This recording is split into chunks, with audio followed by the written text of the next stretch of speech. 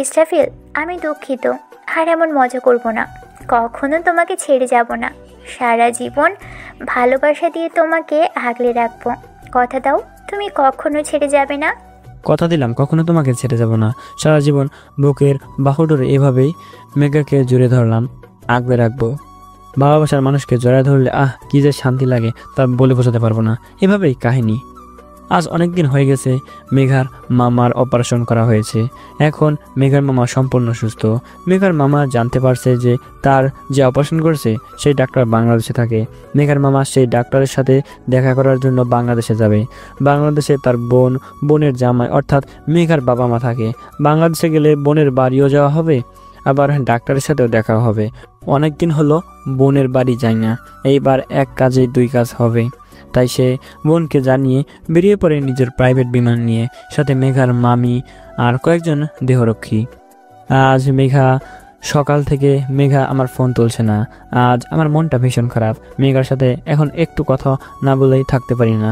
সারাদিন হাসপাতালে চোখে চোখ রাখি, আর রাতে বাসায় আসার পরে ফোনে কথা বলি। সকালে নামাজ পড়ার কিছুক্ষণ পরই ফোনে কথা বলি। কিন্তু আজ মেঘার মামা আসবে, তাই তার জন্য বিশাল খাবারের আয়োজন করা হয়েছে। সারা দিনের জন্য ব্যস্ত। শুধু একটা মেসেজ দিয়ে জানিয়ে দিছে যে আজ তার মামা আসবে, তাই সারাদিন সে ব্যস্ত থাকবে। কিন্তু আমার তো ওর সাথে কথা না বললে ভালোই লাগে না। তাই আজ আমার মনটা ভীষণ খারাপ। মাসুদ, ইরা, মনির, মন্থার প্রেমে ভালোই চলছে তাদের প্রেম। তারা একে অপরকে ভীষণ ভালোবাসে ফেলেছে। কেউ কারোর সাথে কথা না বলে থাকতে পারে না।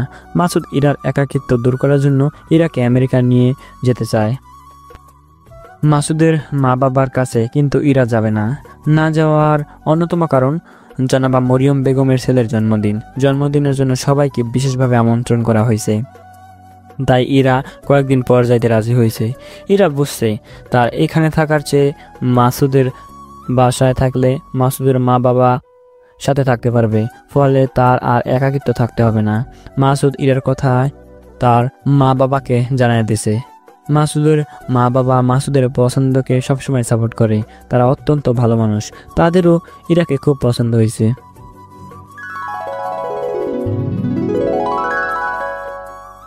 ডাক্তার সাহেব, আমার চাকরিটা কি হবে? তবে তোমাকে টাকা দিতে হবে চাকরির জন্য। স্যার, আমি গরিব মানুষ, আমি টাকা কই পাবো? আমাদের অভাবের সংসার স্যার, কত টাকা লাগবে?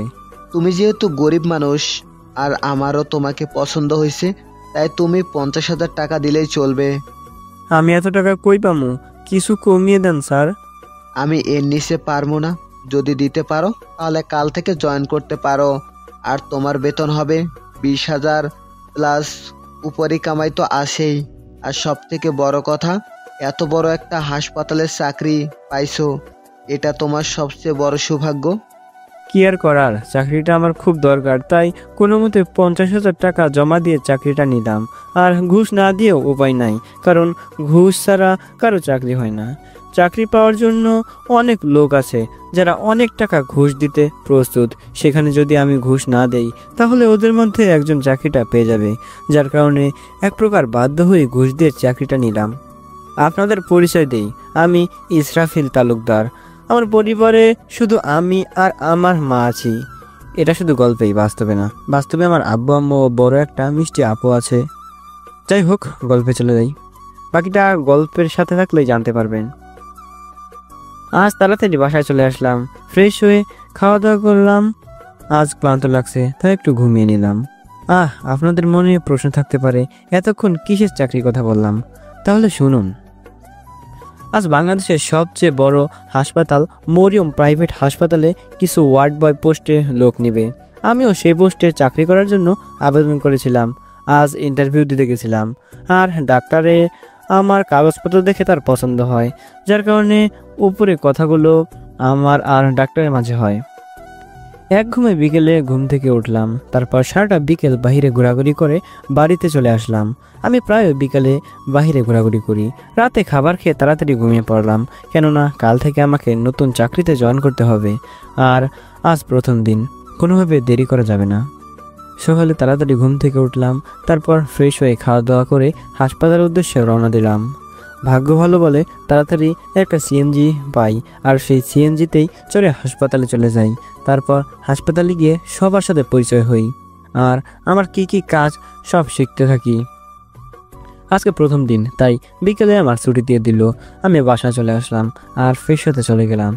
আপনারা অনেকেই বলবেন আমার আম্মুর কথা কেন বলি না। আসলে আমি আর আম্মু দুজনে আলাদা থাকি, তাই এখন আর আম্মুর কথা বলতাছি না। ফ্রেশ হয়ে আজও বিকেলে বাইরে ঘুরতে গেলাম। সারা বিকেল ঘোরাঘুরি করে রাতে বাড়ি ফিরলাম। তারপর ফ্রেশ হয়ে রাতের খাবার খেয়ে ঘুমিয়ে পড়লাম। পরের দিন যথারীতি হাসপাতালে পৌঁছালাম। হাসপাতালে গিয়ে শুনতে পেলাম আজ নাকি হাসপাতালে নতুন একজন মহিলা ডাক্তার জয়েন করবেন। উনি নাকি বিদেশ থেকে ডক্টরি পড়ে আসছেন। উনি আগে বিদেশে ডাক্তারি করতেন, বলতে উনি কয়েক বছর যাবৎ বিদেশে ডাক্তারি করেছেন। তিনি জন্মসূত্রে বাংলাদেশি, তার বাবা মা বাংলাদেশে থাকে। তার বাবা মায়ের কথায় তিনি বিদেশের ডাক্তারি ছেড়ে বাংলাদেশের ডাক্তারি করার সিদ্ধান্ত নিয়েছেন। তার বাবা মায়ের কথা হলো, আমার মেয়ে বেশ কয়েক বছর যাবৎ বিদেশে ডাক্তারি করছে, আমাদের ছেড়ে অনেক দূরে থেকেছে, এখন আর বিদেশে ডাক্তারি করার দরকার নাই, বাংলাদেশে করলেই চলবে। তাই তিনি আমাদের হাসপাতালে ডক্টরি করার সিদ্ধান্ত নিয়েছেন। আপনারা আগেই জেনেছেন আমি যে হাসপাতালে চাকরি করি সেটা হলো বাংলাদেশের সবচেয়ে বড় হাসপাতাল, মরিয়ম প্রাইভেট হাসপাতাল। এটা নাকি তার ছেলে তার জন্য করেছে, অথচ আজ পর্যন্ত কেউ তার ছেলেকে দেখেনি। তো কিছুক্ষণের মধ্যেই মহিলা ডাক্তারটি হাসপাতালে প্রবেশ করলো। আমি ডাক্তারনিকে দেখে হাঁ করে তাকিয়েছি।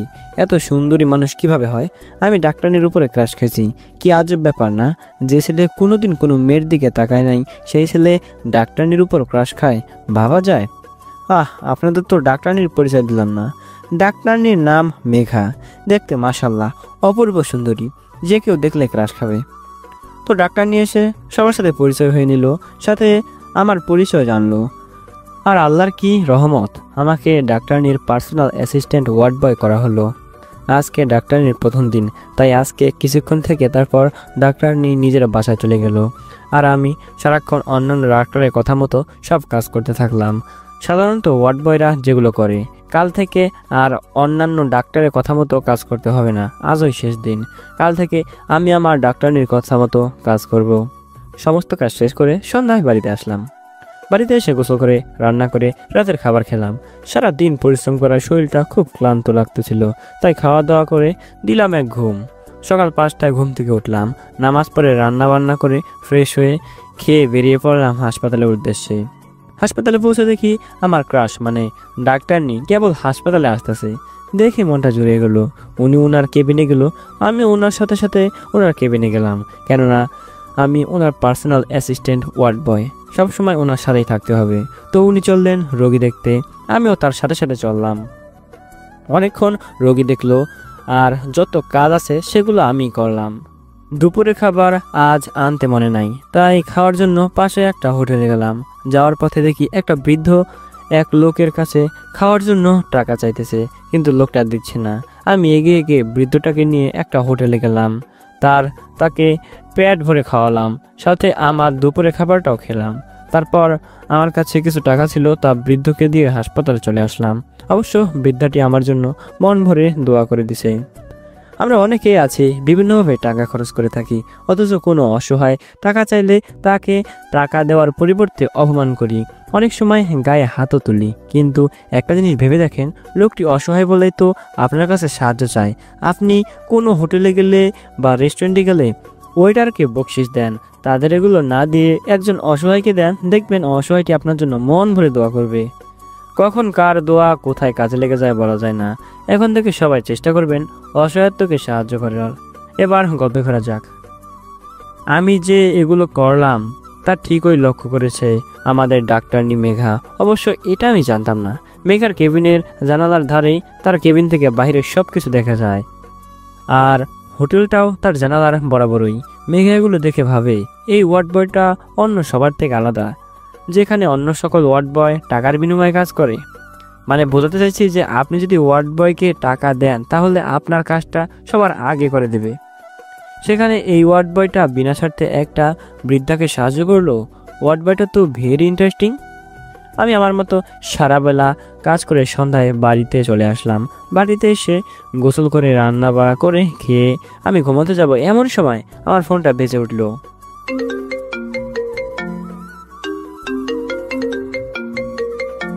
ফোনের দিকে তাকিয়ে আমি চমকে উঠি, কেননা যে ফোন দিছে আমার আম্মু ফোন দিছে। অনেকদিন ধরে আম্মুর সাথে কথা বলা হয় না, আর অনেকদিন হলো আম্মুর কাছ থেকে দূরে আছি, তাই আম্মু ফোন দিছে। হাজার হলো মায়ের মন বললে কথা, সন্তান মাকে ভুলে গেলেও মা কখনো সন্তানকে ভুলে না। এটাই মায়ের ভালোবাসা। সন্তান যদি খারাপ পথেও যায় বা হাজারও পাপ করে, তারপরও মা সন্তানকে ছাড়া বা বরং আল্লাহর কাছে দোয়া করে যাতে সন্তান হেদায়েতপ্রাপ্ত হয়, সঠিক রাস্তায় ফিরে আসে। এটাই প্রকৃত মায়ের প্রকৃত ভালোবাসা। প্রকৃত মা কেন বললাম? তার কারণ হলো কিছু কিছু মা আছে যারা লোভে পড়ে সন্তানকে ছেড়ে অন্যের সাথে চলে যায়। আমি এমন মা জাতিকে তীব্র নিন্দা জানাই। তো অনেক কথাই বললাম, এবার গল্পে ফেরা যাক। আসসালামু আলাইকুম আম্মু, কেমন আছো তুমি? আলহামদুলিল্লাহ ভালো আছি, তুই কেমন আছিস? আলহামদুলিল্লাহ। তোমার শরীর ঠিক আছে তো? আর ওষুধ নিয়মিত খাও তো? হ্যাঁ, আর ওষুধ ঠিক মতো খাই। তুই তো আমার খোঁজই নিস না, কবে বাসায় আসবি? আম্মু আমি খুব ব্যস্ত ছিলাম, তাই খোঁজ নিতে পারি নাই। ইনশাল্লাহ আর কয়েকদিন পরেই বাড়িতে যাব। এখন অনেক রাত হয়েছে, খাবার খেয়ে ওষুধ খেয়ে ঘুমিয়ে পড়ো, নয়তো আবার শরীর খারাপ করবে। ওকে, আর তুই সাবধানে থাকিস। ঠিক আছে। আম্মুর সাথে কথা বলে রাতের খাবার খেয়ে ঘুমিয়ে পড়লাম, কেননা সারাদিন পরিশ্রম করার কারণে রাত জাগতে মন চায় না, তাই তাড়াতাড়ি ঘুমিয়ে পড়লাম। সকালে উঠে রান্নাবাড়া করে ফ্রেশ হয়ে খাওয়া দাওয়া করে হাসপাতালের উদ্দেশ্যে বেরিয়ে পড়লাম। তারপর একটা সিএনজি নিয়ে হাসপাতালে পৌঁছালাম। হাসপাতালে পৌঁছাতে শুনতে পেলাম আজ আবার নাকি আরেকজন নামকরা ডাক্তার সাহেব আসবে। উনিও নাকি একজন মেয়ে, আর সবচেয়ে বড় কথা ওনার বাবা খুব নামকরা ও খুব প্রভাবশালী একজন ব্যক্তি। বাংলাদেশে তার প্রচুর ক্ষমতা। ডাক্তারটির নাম মুনতাহা, দেখতে মাশাআল্লাহ, তবে ডক্টর মেঘার মতো অপূর্ব সুন্দরী নয়। উনি আসার পরে সবাই ওনাকে ফুল দিয়ে বরণ করলো, সাথে আমিও ফুল দিয়ে শুভেচ্ছা জানালাম। তবে ওনার অবস্থা দেখে বুঝলাম উনি ছেলে ওয়ার্ড বয়দের দেখতে পারে না। না দেখতে পারলে আমার কি, আমি তো ডক্টর মেঘার পার্সোনাল অ্যাসিস্ট্যান্ট ওয়ার্ড বয়। ওনার দেখা না দেখাতে কোনো কিছুই যায় আসে না। তো উনি ফুল নিয়ে ভিতরে চলে গেল, আমিও গেলাম ডক্টর মেঘার চেম্বারে, কেননা আমি ডক্টর মেঘার পার্সোনাল অ্যাসিস্ট্যান্ট ওয়ার্ড বয়। ভিতরে আসতে পারি ম্যাম? আরে ইসরাফিল, আপনি? হ্যাঁ, ভিতরে আসুন। আর কিছু বলবেন? ধন্যবাদ ম্যাম। বলছিলাম কি ম্যাম, এখন তো রোগী দেখতে যাওয়ার টাইম, চলেন রোগীগুলো দেখে আসি। ও হ্যাঁ, চলুন দেখে আসি। তারপর আমি আর মেঘা ম্যাম চললাম রোগী দেখতে। মেঘা ম্যাম রোগী দেখতেছে আর আমি তাকে বিভিন্নভাবে সাহায্য করতেছি। এক পর্যায়ে এক রোগীর দিকে চোখে গেল, দেখলাম রোগীটা খুবই বৃদ্ধ। বৃদ্ধটাকে দেখে খুব মায়া হলো। খোঁজ নিয়ে জানতে পারলাম বৃদ্ধটির 3টি ছেলে আছে, কিন্তু কেউ তারা বৃদ্ধটির খোঁজ নেয় না। এক পর্যায়ে বৃদ্ধটি অসুখ ধরা পড়লে তার সন্তানরা তাকে তাড়িয়ে দেন। অবশেষে এক যুবক নাকি তাকে এখানে এনে তার চিকিৎসা করাচ্ছে। হায় রে সন্তানেরা, যাদের জন্য বাবা সারা জীবন কষ্ট করে গেছে, জীবনে কোনোদিন নিজের চাহিদা বা নিজে কি পড়তেছে এটা কোনো দিন খেয়াল করেনি। শুধু ভাবছে সন্তানদের চাহিদা মেটাতে হবে, তাদের ভালো পোশাকের ব্যবস্থা করে দিতে হবে, এজন্য সারা জীবন পরিশ্রম করে গেছে। সন্তানরা অসুস্থ হলে কখনো বিনা চিকিৎসায় রাখেনি, প্রয়োজনে নিজের রক্ত বিক্রি করে হলেও করেছে। আর সেই অকৃতজ্ঞ সন্তানেরা এই তার প্রতিদান দিল। আমরা অনেকেই এই রকমটাই করে থাকি। তবে মাথায় রাখবেন, আপনি যেমন করতেছেন ঠিক তেমনই ফল পাবেন। আর হ্যাঁ, দুনিয়াতে ওই যুবকের মতো ভালো মানুষ আছে বলেই দুনিয়াটা বেঁচে আছে। যুবকটা সত্যি মহান, কেননা নিজের কোনো আত্মীয় না অপরিচিত এক বৃদ্ধ তার সমস্ত চিকিৎসা যুবকটি করছে, যেখানে নিজের সন্তানরা তাকে দূরে ঠেলে দিছে। আমি বৃদ্ধটির সাথে ভালো মন্দ কথা বলে বৃদ্ধটির জন্য কিছু ফল আনতে গেলাম, আর মেঘা ম্যাম অন্যান্য রোগীদের দেখতে গেল। আমি কিছুক্ষণের মধ্যে কয়েক কেজি ফল এনে বৃদ্ধকে দিয়ে চলে আসলাম মেঘা ম্যামের কাছে। তারপর অন্যান্য রোগী দেখে দুপুরে খাবার খাওয়ার সময় হলো, তাই চলে গেলাম দুপুরে খাবার খেতে। আর ওইদিকে ডক্টর মুনতাহা অনেক আগে চলে গেছে, কেননা আজকে তার প্রথম দিন। দুপুরে খাবার খেতে যাইতেছি, তখনই ঘটলো আরেক ঝামেলা। ডক্টর মেঘা আজ দুপুরে খাবার আনতে ভুলে গেছে। সে বাইরে খাবার খেতে পারে না। এখন কি উপায়? অবশেষে আমার বাড়ি থেকে আনা খাবারগুলো মেঘা ম্যামকে দিলাম। আজ বাড়ি থেকে আসার সময় নিজে গরুর গোশত রান্না করে নিয়ে আসছি। আমি তো বাইরে খাবার খেতে পারি, উনি তো আবার বাইরে খাবার খেতে পারেন না, তাই দিলাম। অবশ্য আমার ক্রাশই তো খাবে, অন্য কেউ তো আর খাবে না। আমার সামনে আমার ক্রাশই না খেয়ে থাকবে, এটা কি আমি মেনে নিতে পারি? কখনো না। তো মেঘা ম্যামকে দেওয়ার পর মেঘা ম্যাম বলল, আপনার খাবার আমাকে দিচ্ছেন কেন? আপনি কি খাবেন? আপনি তো খাবার আনতে ভুলে গেছেন, আর বিশেষ কথা হলো আপনি বাইরের খাবার খেতে পারেন না। আমি তো বাইরের খাবার খেতে পারি, আর এগুলো আমি বাসা থেকে নিজ হাতে রান্না করে আনছি। তাই আপনি এগুলো খান, আমি না হয় আজ বাইরে থেকে খেয়ে নিব। আচ্ছা ঠিক আছে, এত করে যখন বলছেন তাহলে আমি এগুলো খাবো। তবে আপনাকে আজ বাইরে খেতে হবে না, চলুন আমরা দুজনে খাবারটাকে ভাগ করে খাই। ঠিক আছে চলেন। তারপর দুজনে খাবারটাকে ভাগ করে খাইতেছি, কেননা আজ প্রথম আমার ক্রাশের সাথে একসাথে বসে খাবো, খাওয়ার মজা আলাদা। তো দুজনে খেতে বসলাম। খাওয়ার সময় মেঘা বলল, ইসরাফিল সাহেব, আপনি তো খুব সুন্দর করে রান্না করতে পারেন। সত্যিই রান্নাটা খুবই সুস্বাদু হয়েছে। আপনার যে বউ হবে তার সত্যিই কপাল ভালো হবে। মাঝে মাঝে আপনার রান্না খেতে পারবো, তার প্রতিদিন রান্না করতে হবে না। ম্যাম আপনাকে অনেক ধন্যবাদ, তবে বউ তো আমি আপনাকেই বানাতে চাই। বললাম আস্তে করে।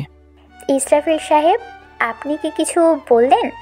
না কিছু না, তাড়াতাড়ি খাওয়া শেষ করেন, আবার রোগী দেখতে যেতে হবে। করছি। তারপর খাওয়া দাওয়া শেষ করে সারা বিকেল রোগী দেখে সন্ধ্যায় বাড়িতে আসলাম। তারপর গোসল করে রান্না করে ফ্রেশ হয়ে খাওয়া দাওয়া করে প্রতিদিনের ন্যায় আজও ঘুমিয়ে পড়লাম। সকালে প্রতিদিনের মতো উঠে রান্নাবাড়া করে ফ্রেশ হয়ে খাওয়া দাওয়া করে হাসপাতালের উদ্দেশ্যে বেরিয়ে পড়লাম। একটা সিএনজি নিয়ে হাসপাতালে পৌঁছালাম, কিন্তু সেখানে গিয়ে দেখি বাচ্চা আর এক ঝামেলা। হাসপাতালে পৌঁছে দেখি আর এক ঝামেলা। হ্যাঁ, আপনারা ঠিকই ধরেছেন, ডক্টর মুনতাহাই ঝামেলাটা করেছে। তিনি কোনো ছেলে ওয়ার্ড বয়কে দেখতে পারেন না, এমনকি পুরনো নার্সগুলো তার পছন্দ না। তার চাই একজন স্মার্ট সুন্দরী নার্স, তবে তার মতো সুন্দরী না, যে হবে তার পার্সোনাল অ্যাসিস্ট্যান্ট। তো সব ডাক্তাররা এটা মেনে নিয়েছে এবং আজ একটা স্মার্ট সুন্দরী নার্স নিয়োগ দেওয়া হবে। কেননা আগেই বলেছি, মুনতাহার বাবা একজন প্রভাবশালী লোক। এছাড়াও ডক্টর মুনতাহাও একজন বড় মাপের ডাক্তার, তারও এই হাসপাতালে থাকা দরকার। তিনি বাহিরের দেশ থেকে ডক্টরি করে আসছে। তাই সব কিছু ভেবেই নতুন একজন সুন্দরী ও স্মার্ট নার্সের নিয়োগ দেওয়ার সিদ্ধান্ত নেওয়া হয়েছে। আমিও হাসপাতালে পৌঁছালাম, আর অল্প কিছু সময়ের মধ্যেই ডক্টর মেঘা হাসপাতালে প্রবেশ করলো। আমিও গেলাম ওনার পেছনে পেছনে। তো ডক্টর মেঘার কেবিনে প্রবেশ করার পর ডাকে মেঘা আমাকে জিজ্ঞাসা করলো, ইসরাফিল সাহেব কেমন আছেন? আলহামদুলিল্লাহ, আপনি কেমন আছেন? আলহামদুলিল্লাহ। তো ইসরাফিল সাহেব, বাইরে কি নিয়ে আলোচনা হয়েছে? আর বললেন না ম্যাম, ওই যে নতুন ডক্টর আসছে না, ডক্টর মুনতাহা, উনি বলেছেন যে ওনার নাকি আগের নার্সগুলো পছন্দ না, তার নাকি নতুন স্মার্ট নার্স লাগবে। তাই মুনতাহা ম্যামের জন্য পার্সোনাল অ্যাসিস্ট্যান্ট স্মার্ট সুন্দরী নার্সের নিয়োগ দেওয়া হবে বাইরে, তাই নিয়ে আলোচনা হচ্ছে। ও, তার জন্য বাইরে এত আলোচনা হয়েছে।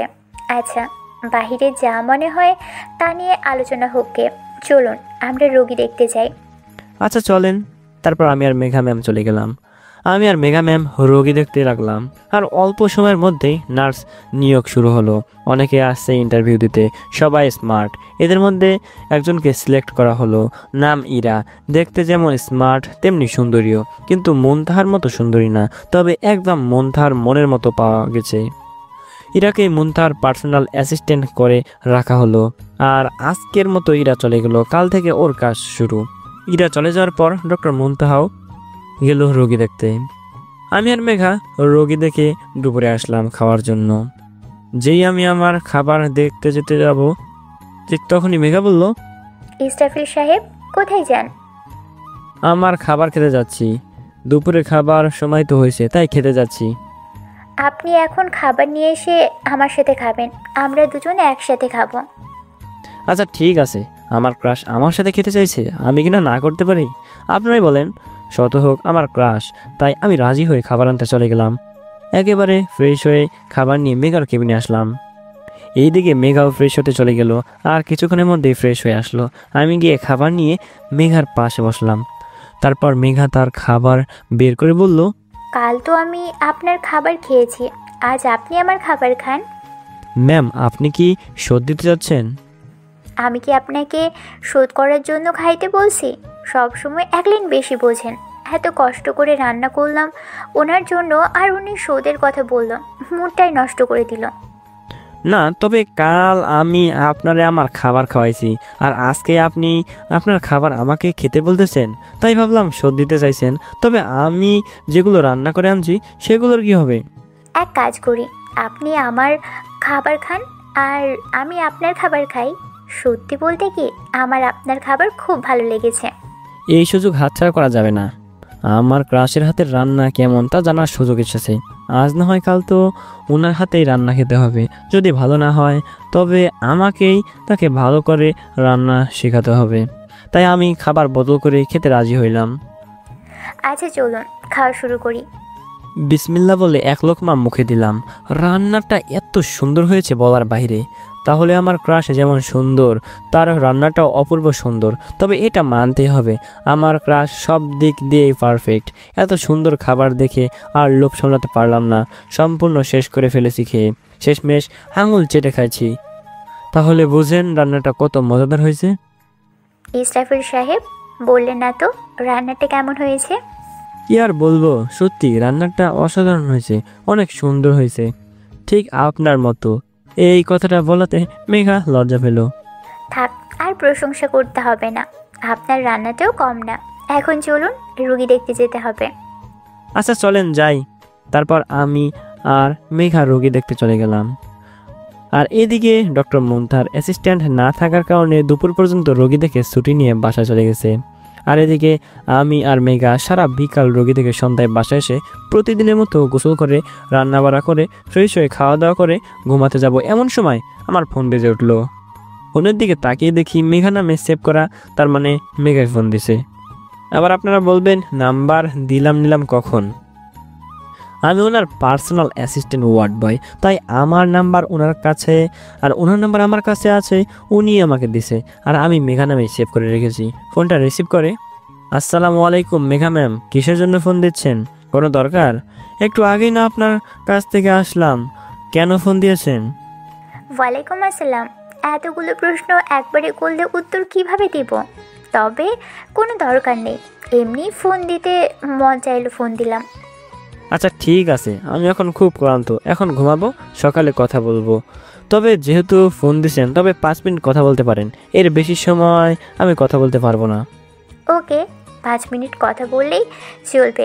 আমার খুব বোরিং লাগতেছে, তাই একটু কথা বলার জন্য ফোন দিলাম। আর আমিও ক্লান্ত, আমিও একটু পরেই ঘুমোবো। তারপর মেঘার সাথে 5 মিনিট কথা বলে আমি হারিয়ে গেলাম ঘুমের রাজ্যে। এক ঘুমেই সকাল। প্রতিদিনের মতো যাবতীয় কাজ করে খাওয়া দাওয়া করে বেরিয়ে পড়লাম হাসপাতালের উদ্দেশ্যে। তাহলে হাসপাতালে যাওয়ার পর ঘটনাটা বলি। পরের দিন পৌঁছে ঘটলো আরেক ঘটনা। আপনারা যা মনে করছেন তা নয়, আজ মুনতাহা কিছু করেনি, আজ করেছে ইরা।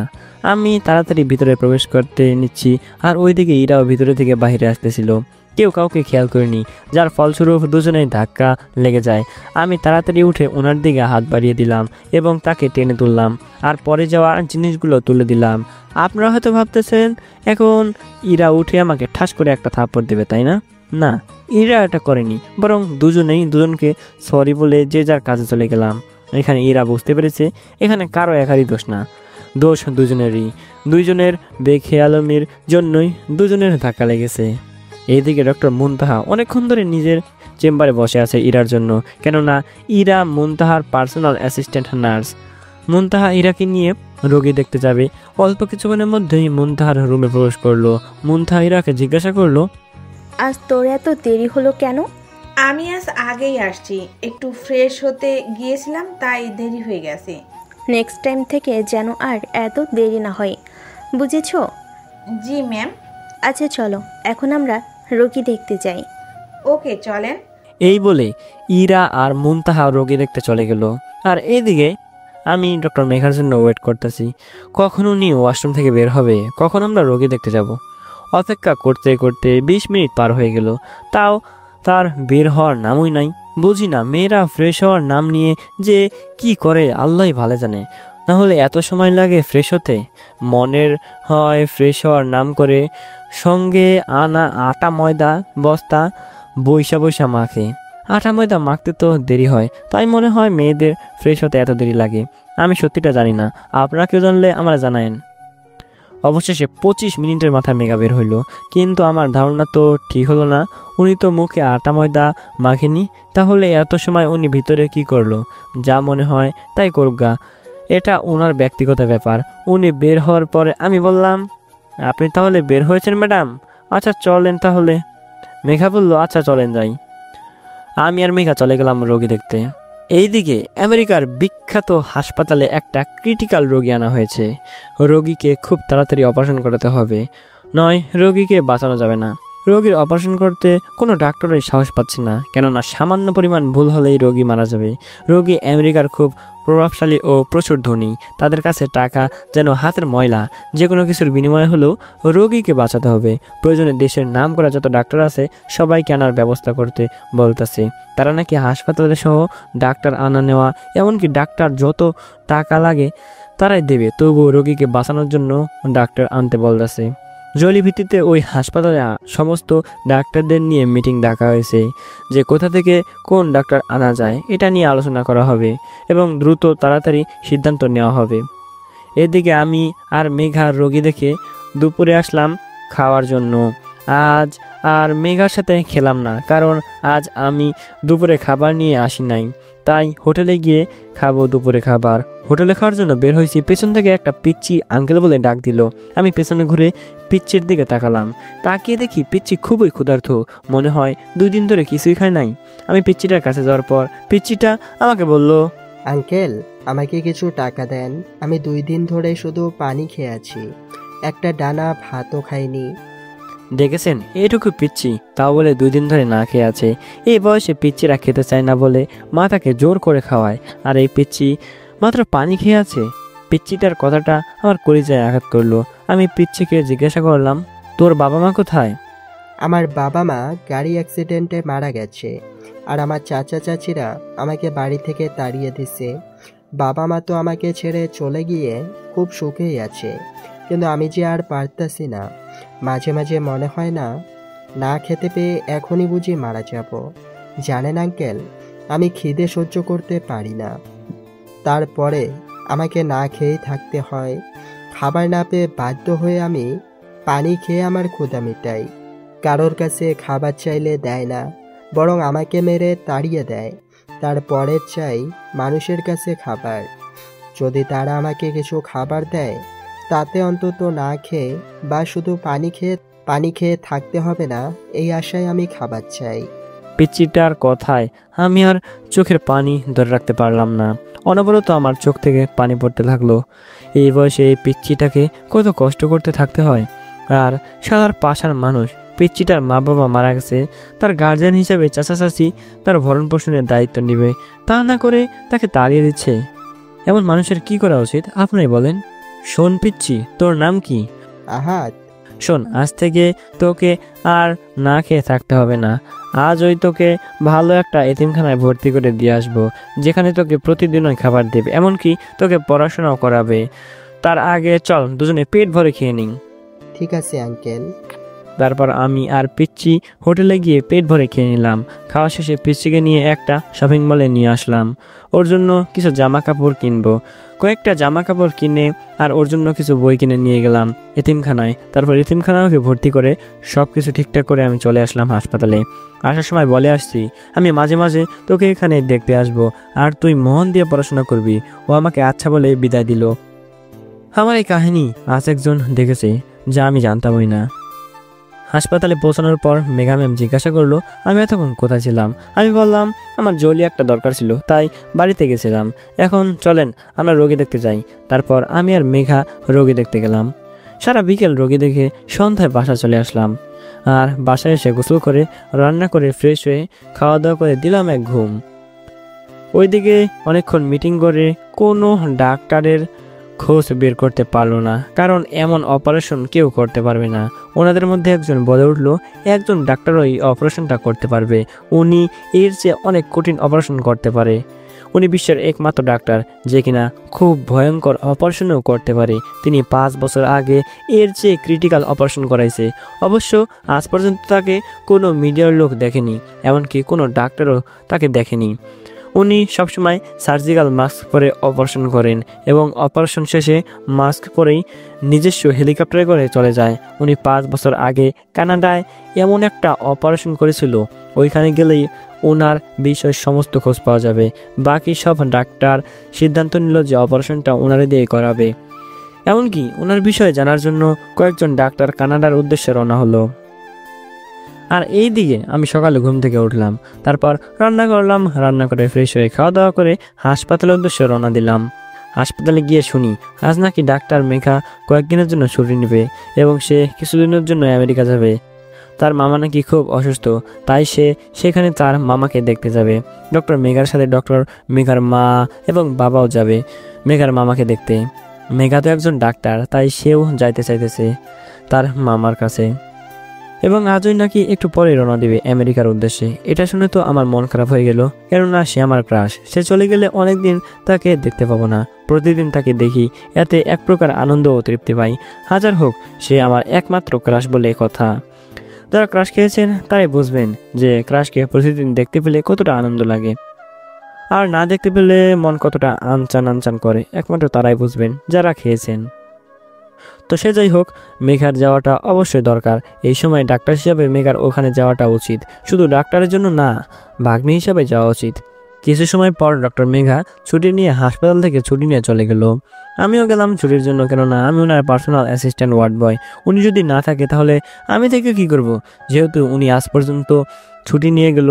এই মুহূর্তে তো আর ওনার পরিবর্তে কোনো ডাক্তার তো আনতে পারবে না, যার কারণে আজ আমার তেমন কোনো কাজও নাই। অবশ্য কাল থেকে কিছু দিনের জন্য মেঘার পরিবর্তে নতুন একটা ডাক্তার আনা হবে। যেহেতু আমি ডক্টর মেঘার পার্সোনাল অ্যাসিস্ট্যান্ট ওয়ার্ড বয় ছিলাম, তাই কাল থেকে ওনার পরিবর্তে যে ডাক্তার আসবে তার ওই পার্সোনাল অ্যাসিস্ট্যান্ট ওয়ার্ড বয় হব। এখন ছুটি নিতে গেলাম, যেহেতু আমাকে যার অ্যাসিস্ট্যান্ট করা হয়েছে সে নাই, আর আমার তেমন কাজও নাই, তাই আমারে ছুটি দিয়ে দিল। শুধু হাসপাতালে থাকলো ডক্টর মুনতাহার অ্যাসিস্ট্যান্ট, নার্স ইরাসহ আরও অনেক ডক্টর। এটা বাংলাদেশের সবচেয়ে বড় হাসপাতাল, এখানে একটা ডাক্তার না থাকলেও কোনো সমস্যা নেই। ডক্টর মুনতাহা আর অ্যাসিস্ট্যান্ট নার্স ইরা গেল রোগী দেখতে, আর আমি ছুটি নিয়ে চলে আসলাম বাড়িতে। আজ ভালো লাগতেছে না, তাই ভাবলাম একটু বৃদ্ধাশ্রম দিয়ে ঘুরে আসি। অনেকদিন ধরে সেখানে যাওয়া হয় না, আজ ভালো লাগতেছে না, তাই বৃদ্ধাশ্রমে যাওয়ার জন্য বের হয়ে গেলাম। অনেকক্ষণ পরে বৃদ্ধাশ্রমে পৌঁছালাম। এখানে আমি আগে প্রায় আসতাম, কিছুদিন ধরে এখানে আসা হয় না। এখানে সব বৃদ্ধাদের করুণ কাহিনী আছে। পাষাণ বেঈমান অকৃতজ্ঞ সন্তানদের কারণে আজ তাদের এইখানে থাকতে হচ্ছে। এই বৃদ্ধাদের দেখলে কলিজা ছিঁড়ে যায়, কারণ আজ তাদের থাকার কথা ছিল সন্তানদের সাথে, কিন্তু তাদের থাকতে হচ্ছে বৃদ্ধাশ্রমে। এত কষ্ট বুকে জমা নিয়েও সর্বদা সন্তানদের জন্য দোয়া করতেছে যাতে সন্তান সুখে থাকে। হ্যাঁ, পিতামাতারা এমনই, সন্তান হাজারো দুঃখ দিলেও তারা সন্তানদের জন্য বদদোয়া না করে আল্লাহর কাছে দোয়া করে যে সন্তান যেন সুখী থাকে। সব সন্তানদের উচিত মা বাবার খেদামত করা। পিতামাতার খেদামত করলে আল্লাহ তাআলা খুশি হন, এতে দুনিয়ার জীবন ও মৃত্যুর পরবর্তী জীবন সুখের হয়। আমি সবার সাথে দেখা সাক্ষাৎ করে সবার খোঁজ খবর নিতে অনেকক্ষণ থেকেই তাদের থেকে বিদায় নিয়ে চলে আসলাম।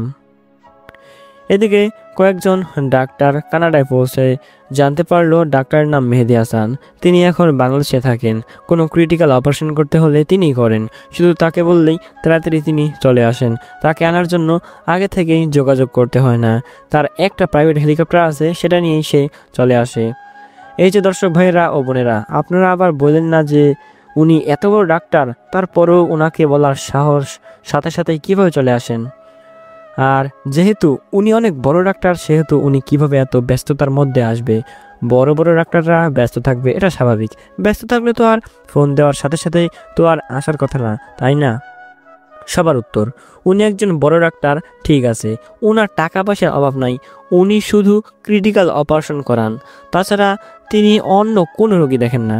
তাই তাকে ফোন দেওয়ার সাথে সাথেই সে চলে যায়। ডাক্তাররা নাম আর নাম্বার নিয়ে আমেরিকা চলে আসলো। তারপর তাদের হেডকে ডাক্তারের নাম জানালো এবং ডাক্তারের নাম্বার দিল।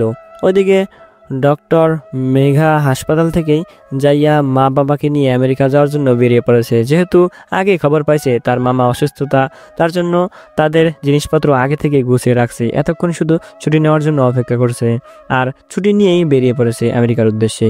মেঘার মামারা প্রচুর ধনী, তাই তারা মেঘার যাবে বলে মেঘাদের জন্য একটা প্রাইভেট হেলিকপ্টার পাঠিয়ে দিছে। এটাতে করেই মেঘারা আমেরিকার উদ্দেশ্যে রওনা হলো। আর এদিকে আমি বাসায় আস্তে আস্তে সন্ধ্যা হয়ে যাওয়ায় বাসায় এসে গোসল করে রান্না করে ফ্রেশ হয়ে রাতের খাবার খেয়ে বিছানায় শুয়েছি। অমনি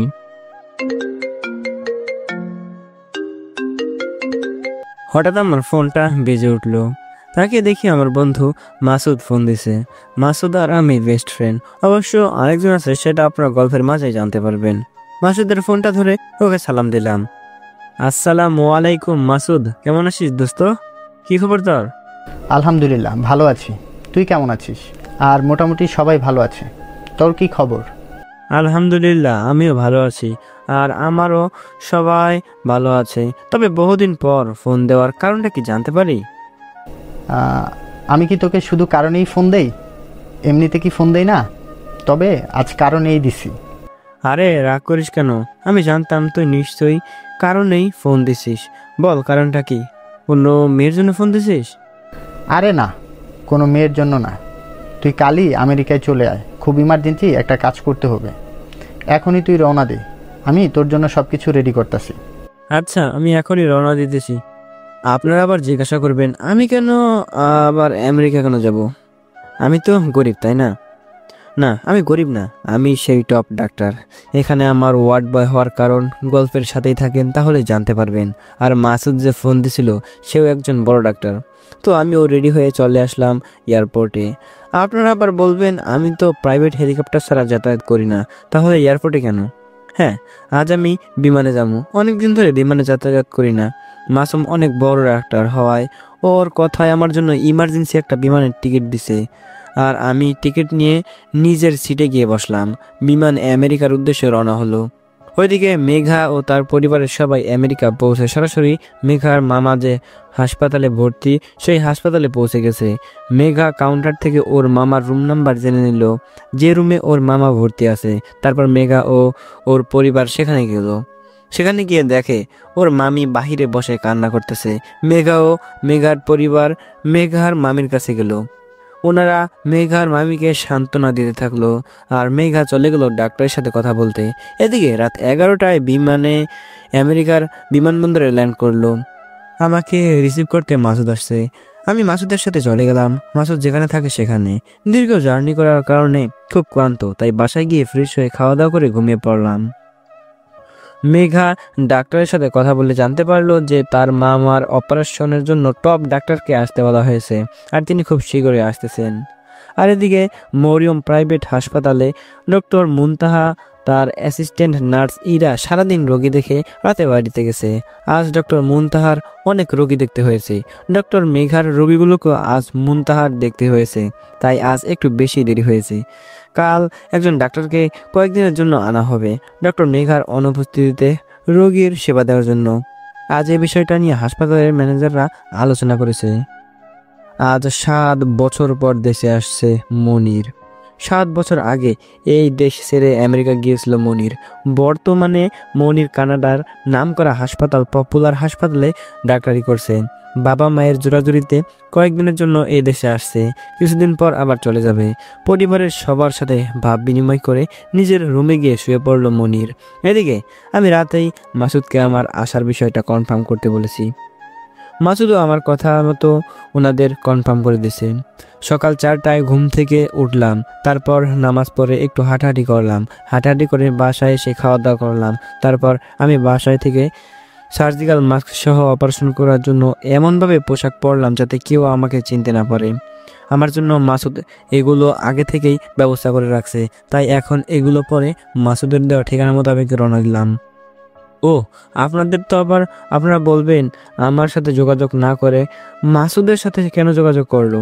আসলে আমি আমার সিমটা মাসুদের দিয়ে দিছি, যদি কেউ আমার খোঁজ খবর করে তাহলে ওই আমাকে জানায়, তাই তারা আমার সাথে যোগাযোগ না কইরা মাসুদের সাথে করছে। এদিকে মেঘা সকাল থেকে খুব ব্যস্ত, কেননা আজ ওর মামার অপারেশন। মেঘা এখনো পর্যন্ত ডাক্তারের নামটাও জানে নাই। অবশ্য জানার দরকার নাই, কিছুক্ষণ পর মেঘার মামার অপারেশন, তাই মেঘা অন্যান্য ডাক্তারের সাথে মেঘা নিজেও হেল্প করছে, কেননা মেঘাও একজন ডাক্তার, তারও এই বিষয়ে অভিজ্ঞতা আছে। এদিকে মুনতাহা সকাল সকাল ওই হাসপাতালে চলে আসছে, কেননা আজ নাকি কয়েকদিনের জন্য একজন নতুন ডাক্তার আসবে। তারও জরুরি কয়েকটি রোগী, তাদেরই দেখতে এত সকালে আসা। কিন্তু তাড়াতাড়ি করে ঢোকার সময় কিছু সাথে ধাক্কা খেয়ে পড়ে যায়। সামনে তাকিয়ে দেখে খুব সুন্দর সুদর্শন একটা যুবক দাঁড়িয়ে আছে, কিন্তু মুনতাহা পড়ে গেছে আর ছেলেটা তাকে তুলছে না। বলে মুনতাহার ভীষণ রাগ হয়, তাই তাড়াতাড়ি করে উঠে মুনতাহা যুবকটিকে বলে, ওই হ্যালো, চোখ কি আকাশে রাইখা আইছেন? দেখে চলতে পারেন না? যত সব কানার দল। এই বলে মুখ ভেঙচি কেটে মুনতাহা চলে গেল। আর যুবকটি বোবার মতো দাঁড়িয়ে মুনতাহার যাওয়া দেখলো। এই যুবকটি আর কেউ না, যুবকটি হইল মনির, যে গতকালই দেশে আসলো। এই হসপিটালের ম্যানেজার হলো মনিরের মামা। কাল মনিরের মামা জানতে পারছে যে কাল মনির দেশে আসছে, তাই আজ মনিরের সাথে দেখা করতে বলেছে। আর মনিরও দেখা করতে আসছিল। দেখা করে যাওয়ার সময় মুনতাহার সাথে দেখা খাওয়ায়। তারপর কি হলো আপনারা তো সব জানেন। মনির এক প্রকার ক্রাশ খাইছে। মুনতাহার যে সুন্দরী তেমনি মায়াবতীও, যে কোনো ছেলে দেখলেই ক্রাশ খাবে। মনিরও তার ব্যতিক্রম হয়নি। মনির আবার ওর মামার কাছে যায়, গিয়ে বলে, মামা, আপনাদের এইখানে নাকি কয়েকদিনের জন্য ডাক্তার নেবেন। আমিও তো একজন ডাক্তার, আমাকেই নেন। আরে মনির, কি যে বলো না তুমি। তুমি আসছো ঘুরতে, ঘুরে মজা করো, তোমার এখন এগুলো করতে হবে না। মামা, আমি প্রতিদিন রোগী দেখি, এটা আমার অভ্যাস হয়ে গেছে। তাই এখন রোগী না দেখলে আমার ভালো লাগে না। আমি যে কয়েকদিন আছি আমি রোগী দেখবো, অন্য কোনো ডাক্তার আনতে হবে না। আচ্ছা বাবা, ঠিক আছে, তুমি রোগী দেখবে, তবে আজকে ঘোরাঘুরি করে কাল থেকে দেখো। আচ্ছা মামা, আজ তাহলে আসি। ওকে, আসো। মনির বিদায় নিয়ে চলে গেল। হাসপাতালে গিয়ে দেখি আমার ক্রাশ মেঘা বাইরে দাঁড়িয়ে রয়েছে। দেখে মনটা শান্তি হয়ে গেল। আহ, কি শান্তি! আমি একটা জিনিস বুঝলাম না, মেঘা বাইরে কি করে আর এখানেই কেন? মেঘা না বলল ওর মামা নাকি গুরুতর অসুস্থ? তবে কি আমি আর অপারেশন করাতে আসছি সেই কি মেঘার মামা? যদি হয়ে থাকে তাহলে সমস্যা নেই, মামা শ্বশুরে অপারেশন করতে পারবো। যদিও হয় নাই, তবে হবু মামা শ্বশুর। মেঘা আমাকে দেখে আমার দিকে এগিয়ে আসছে। অবশ্য আমাকে চিনতে পারে নাই, কারণ আমার সারা শরীর সার্জিক্যাল পোশাক দিয়ে ঢাকা। মেঘা আমাকে ওর সাথে যেতে বলল। আমি মাথা নেড়ে সম্মতি দিলাম। কথা বললাম না, কারণ ও আমার কণ্ঠ ভালো করে চিনে। কথা বললেই ধরা পড়ে যাব। মেঘা মনে মনে ভাবে, ডাক্তার বোবা নাকি? কথা বললো না, শুধু মাথা নাড়লো। না, বোবা হবে কেন? সাধারণত বোবারা কানে শোনে না। উনি যদি বোবা হতেন, ওনার পক্ষে এত বড় একজন ডাক্তার হওয়া সম্ভব হতো না। হয়তো ডাক্তার অনেক চুপচাপ থাকে, তাই কথা বলে না। আমি মেঘার সাথে গেলাম অন্যান্য ডাক্তারের সাথে দেখা সাক্ষাৎ করতে। গিয়ে দেখা সাক্ষাৎ করলাম আর অপারেশনের কাজ শুরু করমু, তাই রোগীকে অপারেশন থিয়েটারে নিয়ে যেতে বললাম। আর এদিকে আজ হিরোর মতো মরিয়ম প্রাইভেট হাসপাতালে এন্ট্রি নিলেন ডাক্তার Monir Chowdhury. Black T shirt, black pant, black blazer, black ঘড়ি, ব্ল্যাক শু, পুরাই ব্ল্যাক বয়। শুধু মুখটা উজ্জ্বল সুন্দর। এতে মনিরকে আজ অনেক সুন্দর দেখাচ্ছে। যে কোনো মাইয়া দেখলেই বস্তা বস্তা ক্রাশ খাবে। আর ওইদিকে মুনতাহাও কম না। আজ কি মনে করে যেন ব্ল্যাক কালারের একটা 3 পিস পরে আসছে। এতে মুনতাহাকে চকলেট গার্লের মতো লাগছে। মনির অধীর আগ্রহে মুনতাহার জন্য বসে আছে, কখন মুনতাহা আসবে। কিন্তু মুনতাহার আসার কোনো খবর নাই। অল্প কিছু সময়ের মধ্যেই মুনতাহা চলে আসে। মুনতাহাকে দেখে মনির চোখ ফেরাতে পারছে না। মুনতাহারও একই অবস্থা। কিছু সময় পর মুনতাহা এইভাবে চলে গেল যে আমি উনার দিকে এইভাবে তাকিয়ে থাকি তাহলে উনার দাম বেড়ে যেতে পারে। সত্যি মেয়েরা পারেও বটে। মুনতাহা চলে যাওয়ার দিকে মনির হাবলার মতো তাকিয়ে রইল এবং কিছু সময় পর ওর মামার কাছে চলে গেল। গিয়ে জয়েন করে রোগী দেখতে চলে গেল। এইদিকে মুনতাহা ভাবছে উনি এই হাসপাতালে কি করে।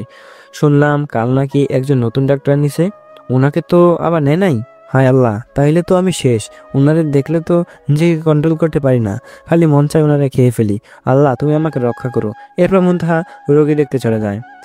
মনির আজ মুনতাহাকে যেদিকে রোগী দেখে সেদিকে আজ রোগী দেখতে আসছে। আসলে রোগী দেখতে আসে নাই, আসছে মুনতাহাকে দেখতে। ও রোগী দেখা এটি সাধারণ, এমন কারণ মাত্র। এদিকে আমি অপারেশন থিয়েটারে দীর্ঘ 4 ঘন্টা পর অপারেশন সম্পন্ন করলাম। আলহামদুলিল্লাহ, আল্লাহর রহমতে খুব ভালোভাবে অপারেশন করতে পারছি। খুব সাবধানের সহিত করতে হয়েছে, বিন্দু মাত্র ভুল করি নাই। অপারেশন শেষ করে রোগীকে বেডে পাঠিয়ে দিলাম আর আমি সোজা বাসা চলে আসলাম, কারণ ওইখানে এগুলো চেঞ্জ করা যাবে না, করলেই ধরা পড়ে যাব। তবে আসার সময় বলে আসছে যে রোগীর 48 ঘন্টা পরে জ্ঞান ফিরবে। আর কেউ যেন রোগীর সামনে কান্নাকাটি না করে বা জোরে কথা না বলে। রোগীকে কমপক্ষে 3 মাস বেড রেস্টে রাখতে হবে। মেঘা, মেঘার মামি, মেঘার পরিবার সবাই ওর মামাকে দেখতে গেল। আর আমি বাসায় এসে গোসল করে খাওয়া দাওয়া করে দিলাম এক ঘুমেই বিকেল। বিকেলে ঘুম থেকে উঠে ফ্রেশ হয়ে নামাজে গেলাম। নামাজ পড়ে একটু আমেরিকার কিছুটা অংশ ঘুরতে বের হলাম। আমেরিকা বিশাল বড় একটা রাষ্ট্র, এখন এটা সম্পূর্ণ ঘোরা সম্ভব না। আর এইখানে আমার একটা পছন্দের জায়গা আছে, সুযোগ পাইলে এখানে আমি মাঝে মাঝে আসতাম। বাংলাদেশে যাওয়ার পর এখানে আর আসাই হয় না। দীর্ঘ 1 ঘন্টা পর সেখানে জায়গায় পৌঁছালাম। আর বাংলাদেশের ডক্টর মনির চৌধুরী তো মুনতাহার প্রেমে অন্ধ হয়ে গেছে। মনির তো মুনতাহা বিনে কিছুই বোঝে না। উনি যে একজন বড় ডাক্তার, উনার যে বিশাল বড় একটা দায়িত্ব আছে, তিনি তা প্রায় ভুলেই গেছেন। সারাক্ষণে মুনতাহার ভাবনায় মগ্ন থাকে, এমনকি খাওয়ার সময়ও। একদিন খাবার টেবিলে খাওয়ার সময় বাদ দিয়ে শুধু ভাত নাড়াচাড়া করতেছে। এটা দেখে মনিরের মা মনিরকে বলে, কি রে, খাচ্ছিস না কেন, কি হয়েছে? না মা, আর খাবো না, পেট ভরে গেছে। খাবার খেলেই না, এখনই পেট ভরে গেছে? তোর তো আবার শরীর টরীর খারাপ হলো না তো? না মা, আমি ঠিক আছি। তবে একটা কথা জেনে রাখো, আমি আর তোমাদের ছেড়ে বিদেশে আর যাব না। দেশে ডক্টরি করব এবং তোমাদের সাথেই থাকবো। এটা শুনে মনিরের মা খুব খুশি। আর হবেই না কেন, সবসময় মাই চায় তার সন্তান তার কাছে থাকুক। কোনো মাই চায় না তার সন্তান দূরে থাকুক। শুধু পরিস্থিতি আর অভাবের জন্য সন্তানদেরকে দূরে পাঠায়। তবে এতে মায়ের যে কষ্টটা হয় একজন মাই ভালো জানে। মায়ের কোনো তুলনা নাই। দীর্ঘ 10 মাস 10টি দিন গর্ভে ধারণ করে হাজারো যন্ত্রণা সহ্য করে সন্তানকে দুনিয়াতে আনে। নিজে না খেয়ে সন্তানকে খাওয়াইয়া বড় করে। অথচ এই নিমুখারাম বেঈমান সন্তান বৃদ্ধকালে মাকে বোঝা মনে করে। হয় তাকে বৃদ্ধাশ্রমে পাঠায়, না হয় নানাভাবে মায়ের উপর অত্যাচার করে, এমনকি মাঝে মাঝে মায়ের উপর হাতও উঠায়। ধিক্কার জানাই এমন সন্তানদের। এরা সন্তান নামে কলঙ্ক। সবার কাছে বিনীত অনুরোধ, কেউ কখনো মা বাবার মনে কষ্ট দিও না। শেষ সময়ে মায়ের এবং বাবার যথেষ্ট সেবাই কইরো, এই মাই তোমার জান্নাত। এবার গল্পে ফেরা যাক। ওইদিকে মুনতাহারও রাতের ঘুম হারাম হয়ে গেছে মনিরের কারণে। মুনতাহারও সারাক্ষণেই মনিরকে নিয়ে ভাবে। তবে মেয়েদের একটা বিশেষ গুণ আছে, এটা মানতেই হবে। গুণটি হলো মেয়েরা হাজারো চিন্তার মধ্যে থাকলেও, হাজারো ভাবনায় থাকলেও নিজের দায়িত্ব পালনে অটুট থাকে। মুনতাহা ভাবে, আজ পর্যন্ত কোনো ছেলে আমার মন চুরি করতে পারলো না, আর এই মনির এক ধাক্কায় আমার মন চুরি করে নিল। কি আছে মনিরের মাঝে? আচ্ছা, এমন তো নয় ছেলেটা দেখতে ভালো কিন্তু চরিত্র ভালো না? হতেও পারে। ভালো ছেলেরা হাজার হাজার মেয়ের মন নিয়ে ছিনিমিনি খেলে, তাদের সব কেড়ে নিয়ে তাদের দূরে ঠেলে দেয়। না, মনিরকে তো এমন মনে হয় না। তবে ওকে আমার পরীক্ষা করতে হবে। ওর সাথে সারা জীবন কাটাবো। ওকে তো আমার পরীক্ষা করে নিতেই হবে। কাল থেকে মিশন শুরু। আর এদিকে দীর্ঘ 38 ঘন্টা পর মেঘার মামার জ্ঞান ফিরে। মেঘার মেঘার পরিবার যায় মেঘার মামার সাথে দেখা করতে। আমি নিষেধ করে আসছি রোগীর সাথে যেন কেউ কথা না বলে, আর রোগীকে কেউ যেন উত্তেজিত না করে। আর মেঘাও একজন ডাক্তার, তাই সে কাউকে কথা বলতে দেয় নাই। সবাই শুধু দেখেই চলে গেছে। মেঘা আর একটা নার্স ওর মামা পুরো সেবা করছে। সাথে মেঘার মামিও আছে। মেঘার আব্বু আম্মুকে মেঘার মামার বাড়ি পাঠিয়ে দেওয়া হয়েছে, তারা মাঝে মাঝে দেখা করতে আসবে। আমি যে জায়গায় পৌঁছালাম সেটা হলো প্রবীণালয় ও এতিমখানা। এখানে প্রবীণ ও এতিমরা একসাথে থাকে, তাই এটার নাম করা হয়েছে প্রবীণালয় ও এতিমখানা। প্রবীণ ও এতিমখানা একসাথে করার সুবিধা হলো প্রবীণদের থেকেও কেউ নাই, আর এতিমদের তো এমনিতেও নাই। প্রবীণরা যাতে এতিমদের পেয়ে নিজের সন্তানদের ভুলে থাকতে পারে, আর এতিমরা যাতে কিছুটা হলো বাবা মায়ের ভালোবাসা পেতে পারে, তার জন্যই প্রবীণালয় ও এতিমখানা একসাথে করা হয়েছে। আর এখানে খুব ভালো লাগে, এদের দেখলেই মনটা জুড়িয়ে যায়। এরা যে এতিম, এদের দেখলে বোঝা যায় না কত আনন্দের দিন কাটায় এরা।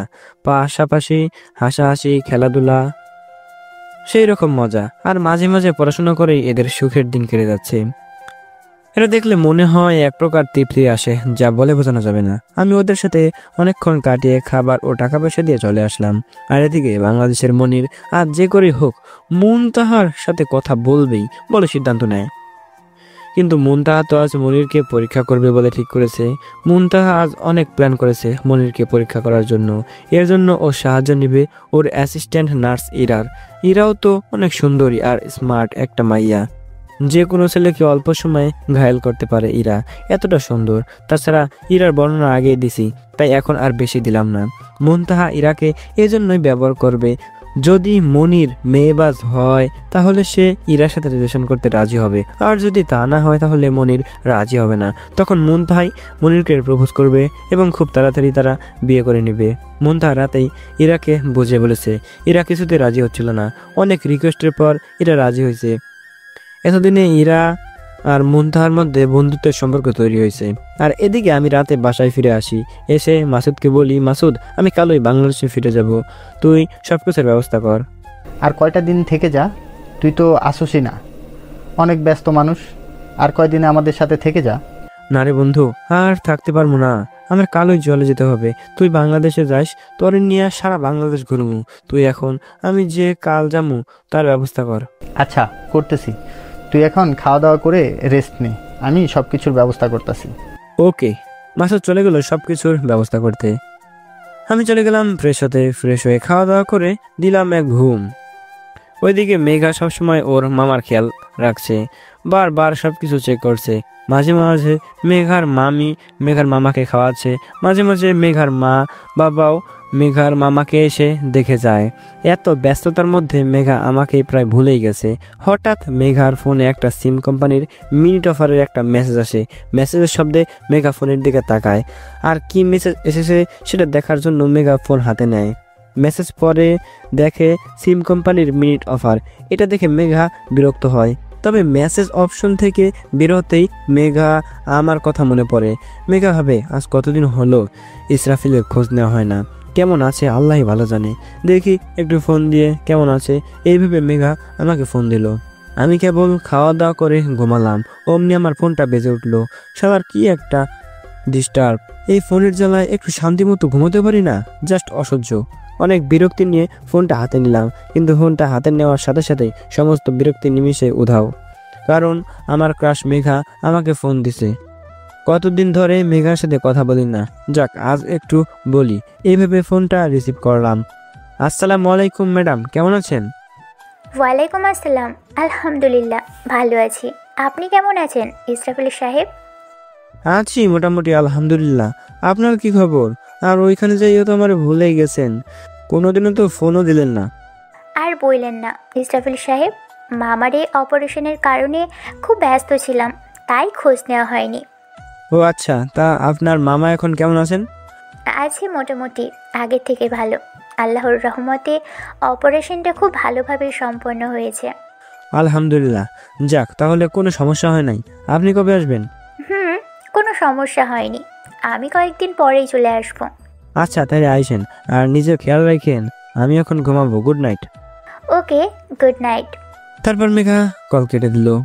আমি দিলাম এক ঘুম। পরের দিন সকালে আমি আমেরিকার বিমানবন্দরে। আমাকে বিদায় দিতে আমার সাথে মাসুদ আসছে। অল্প সময়ের মধ্যে বিমানটি বাংলাদেশের উদ্দেশ্যে রওনা দেবে। আমি মাসুদকে বিদায় জানিয়ে বিমানে গিয়ে আমার সিটে গিয়ে বসলাম। অল্প কিছু সময়ের মধ্যে বিমানটি বাংলাদেশের উদ্দেশ্যে রওনা হলো। আমি কানে ইয়ারফোন লাগিয়ে গান শুনতে লাগলাম। এদিকে বাংলাদেশে আজ ইরা মুনতাহার কথা মতো প্ল্যান করার প্রিপারেশন নিচ্ছে। ও আগে থেকেই প্ল্যান করেছে আজ ওকে কি করতে হবে। আজ ঘুম থেকে উঠতে অনেক দেরি হয়ে যায় মনিরের। ও আজ স্বপ্নে মুনতাহাকে নিয়ে হানিমুনে যায় সাজেক। ও স্বপ্নে আজই মুনতাহাকে বিয়ে করেছে। ওর ইচ্ছা হানিমুনে যাইয়া বাসর করব। তাই ওর বিয়ের দিনই মুনতাহাকে নিয়ে হানিমুনে যায় মনির। চারদিকে কি সুন্দর প্রকৃতি, তার মাঝে আজ মনির বিয়ে করেছে। তারপর মনের মানুষকে কি যে আনন্দ লাগছে মনিরের, তা বলে বোঝাতে পারবো না। অল্প কিছু সময়ের মধ্যে কিছু পার্লারের মেয়েরা সাজিয়ে দিয়ে গেল। একটা ঘরে মুনতাহাকে রেখে মেয়েগুলো চলে গেল। মনির আর অপেক্ষা না করে সরাসরি ওই ঘরে ঢুকে পড়লো। মুনতাহা যখন ওই মনিরের সামনে সালাম করতে যাবে, মনির মুনতাহাকে কোলে তুলে খাটে ফেলে দিল। তারপর অমনি ওর মায়ের ডাকে ঘুমটা ভেঙে যায়। আহারে বেচারা, বাসনটাও করতে পারলো না। এক রাশ বিরক্তি নিয়ে মনির ঘুম থেকে উঠল। তারপর ফ্রেশ হয়ে খাওয়া দাওয়া করে বের হলো হাসপাতালের উদ্দেশ্যে। আজ 4 দিন হলো মেঘার মামার জ্ঞান ফিরেছে। মেঘার সর্বোচ্চ দিয়ে মেঘার মামার সেবা করছে। সাথে একটা নার্সও মেঘার মামি পাশাপাশি মেঘাকে সাহায্য করছে। মেঘার সেবা ও মেঘার মামা কিছুটা সুস্থ। আর কিছুদিনের মধ্যেই মেঘার মামা সম্পূর্ণ সুস্থ হয়ে যাবে আশা করা যাচ্ছে। আমি দীর্ঘ 3 ঘন্টা পর বাংলাদেশে বিমানবন্দরে এসে পৌঁছালাম। সেখান থেকে সোজা আমার বাসা চলে আসলাম। এসে ফ্রেশ হয়ে খাওয়া দাওয়া করে দিলাম এক ঘুম। আসার সময় খাবার কিনে নিয়ে আসছিলাম, তাই খেলাম। জার্নি করার কারণে ক্লান্ত, তাই ঘুমালাম। কাল থেকে আবার জয়েন করব হাসপাতালে। তবে আমেরিকা যাওয়ার সময় ম্যানেজারের কাছে থেকে ছুটি নিয়েছিলাম। আমার এক আত্মীয় অসুস্থ আর আমার যাওয়াটা খুব ইমার্জেন্সি। এই বলে মেঘার ছুটি থাকায় আমারও ছুটি দিতে কোনো অসুবিধা হয়নি, কারণ আমি মেঘার পার্সোনাল অ্যাসিস্ট্যান্ট ওয়ার্ড বয়, তাই কোনো সমস্যা হয়নি। অন্যথায় সমস্যা হতো। আজ মুনতাহা আগে আসছে হাসপাতালে লুকিয়ে লুকিয়ে মনিরকে ফলো করতে। আজ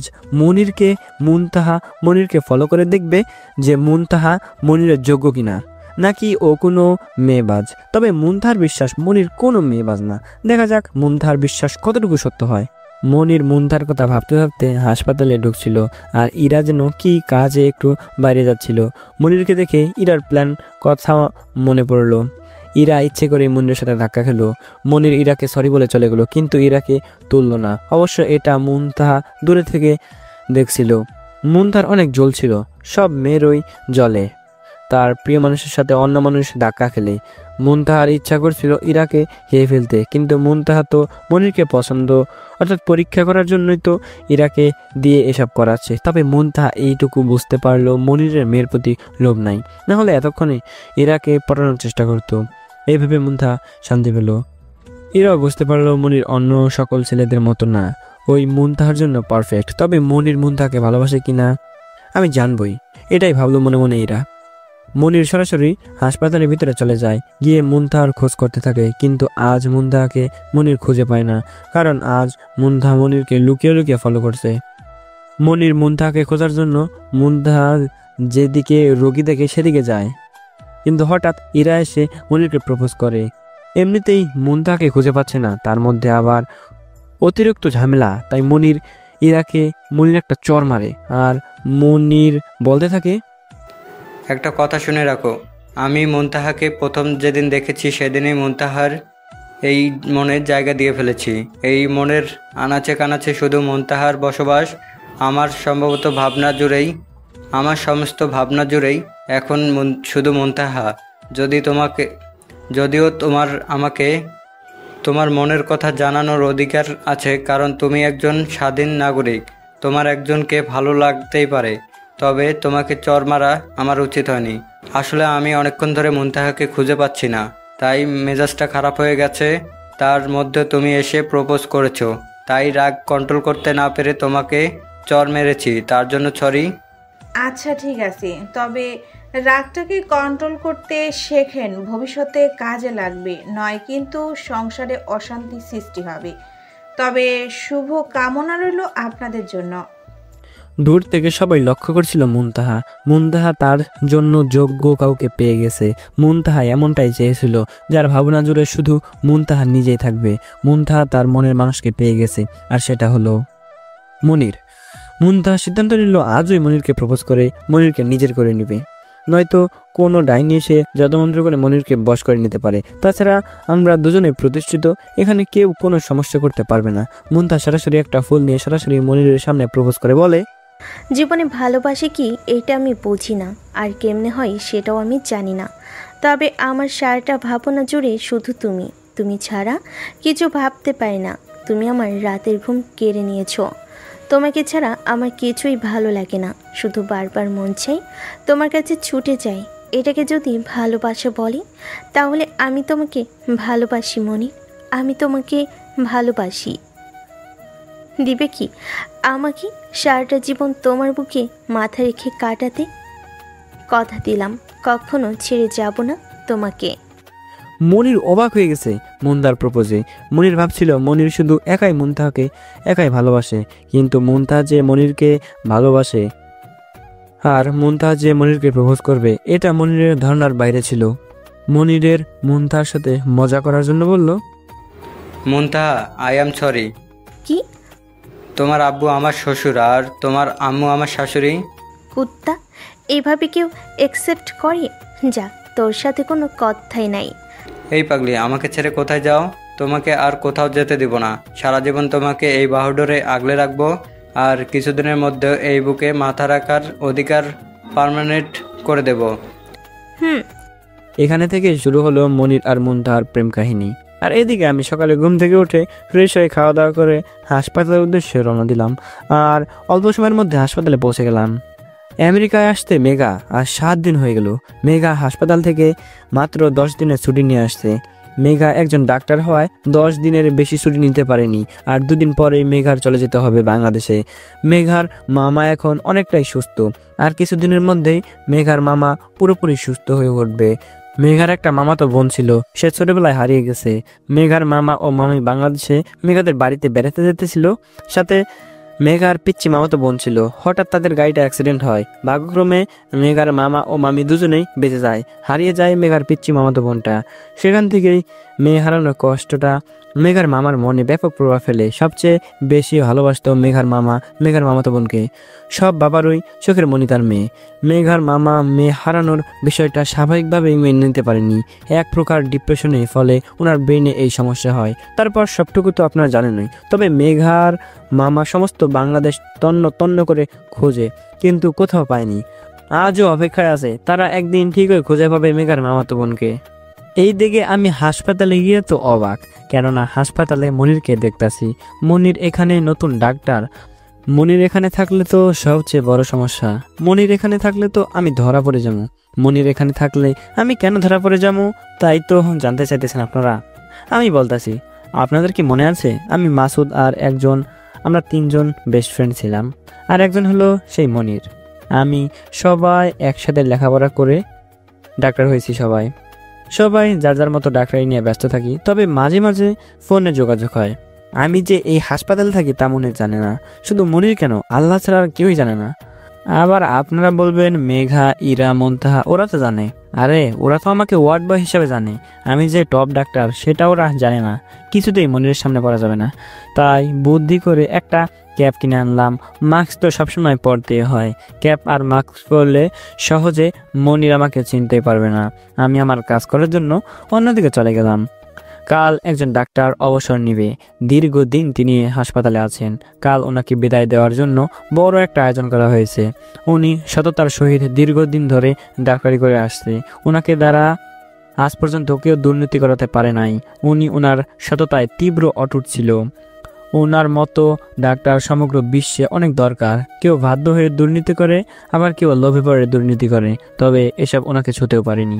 এতক্ষণ তো ওনার বিষয়ে বললাম, আসলে ওনার তো নামটাই বলা হলো না। ওনার নাম ডক্টর মোহাম্মদ শাকিল খান। উনি কানাডা থেকেই মেডিকেল কলেজ থেকে ডক্টর হয়েছেন। উনি অনেক জায়গায় ডক্টরি করেছেন, তবে দীর্ঘদিন ধরে এই মরিয়ম প্রাইভেট হাসপাতালে ডক্টরি করছেন। মনির সুযোগ বুঝে হাসপাতাল থেকে বের হয়ে শপিং মলে যায়। শপিং মলে যাইয়া মুনতাহার জন্য নীল রঙের শাড়ি, চুড়ি আরও অন্যান্য জিনিসের সাথে ওই শাড়ির সাথে ম্যাচিং করে নিজের জন্য একটা ব্লেজার কিনে আনে। এনে মুনতাহাকে গোপনে এগুলো দেয়, আর কাল এগুলো পরে আসতে বলে। আজ সন্ধ্যায় ওরা চলে যায়, আর কিছু লোক এসে হাসপাতাল সাজানোর কাজে লেগে পড়ে যায়।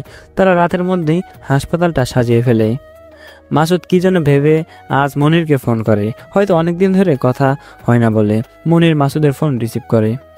আসসালামু আলাইকুম দোস্ত, কেমন আছিস? অনেকদিন ধরে কথাই হয় না। আলহামদুলিল্লাহ ভালো আছি, তুই কেমন আছিস? তুই তো আমাদের ভুলেই গেছিস। আলহামদুলিল্লাহ ভালো আছি।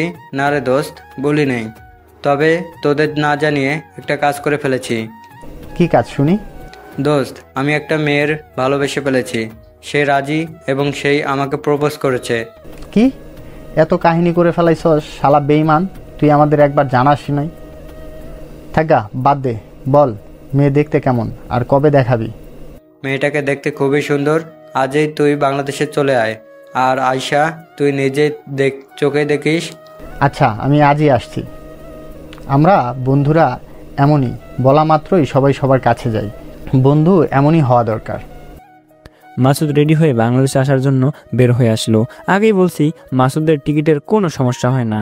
ও বলা মাত্রই ওকে ইমার্জেন্সি টিকিট দিয়ে দেওয়া হয়। ও সরাসরি এয়ারপোর্টে গিয়ে বিমানে গিয়ে বসলো। আমি আমার মতো কাজ করে আমি রাতে বাসায় ফিরলাম। আমার রাতে বাড়ি ফেরার কারণ হলো আমি একজন ওয়ার্ড বয়। আমার সমস্ত কাজ সেরে তারপর আসতে হয়েছে। তার মধ্যে আজ হাসপাতাল সাজাচ্ছে, তাই আমার বাড়ি ফিরতে রাত হয়েছে। আসার সময় খাবার কিনে নিয়ে আসি, জানি আজ রান্না করতে পারবো না। আয়শা গোসল করে খাবার খেয়ে দিলাম ঘুম। পরদিন সকালে আমি ঘুম থেকে উঠে ফ্রেশ হয়ে খাওয়া দাওয়া করে তাড়াতাড়ি এসে পড়লাম। আজ অনুষ্ঠান, তাই তাড়াতাড়ি এসে পড়লাম। আজ অনেক কাজ করতে হবে। কাল চলে আসবে মেঘা, অথচ আজ বড় অনুষ্ঠানে অ্যাটেন্ড করতে পারলো না। মেঘার মামা প্রায় অনেকটাই সুস্থ। মেঘার যেহেতু ছুটি শেষ, তাই সে ওখানে আর থাকতে পারবে না, তবে ফোনে যোগাযোগ রাখবে। মেঘাদের বিমানের টিকিট নিয়ে কোনো সমস্যা নাই, কারণ মেঘার মামা চাইলে পুরো বিমানটাই মুহূর্তের মধ্যে কিনে ফেলতে পারে। আমি আগেই বলেছি, মেঘার মামা আমেরিকার সবচেয়ে বড় ধনীর তালিকায় রয়েছেন। তার টাকা পয়সার অভাব নাই, প্রেসিডেন্ট ও তার কথা মতো চলে, তবে তার ক্ষমতা দেখায় না। মেঘার মামার সবই আছে, শুধু সন্তান নামক জিনিসটা নেই।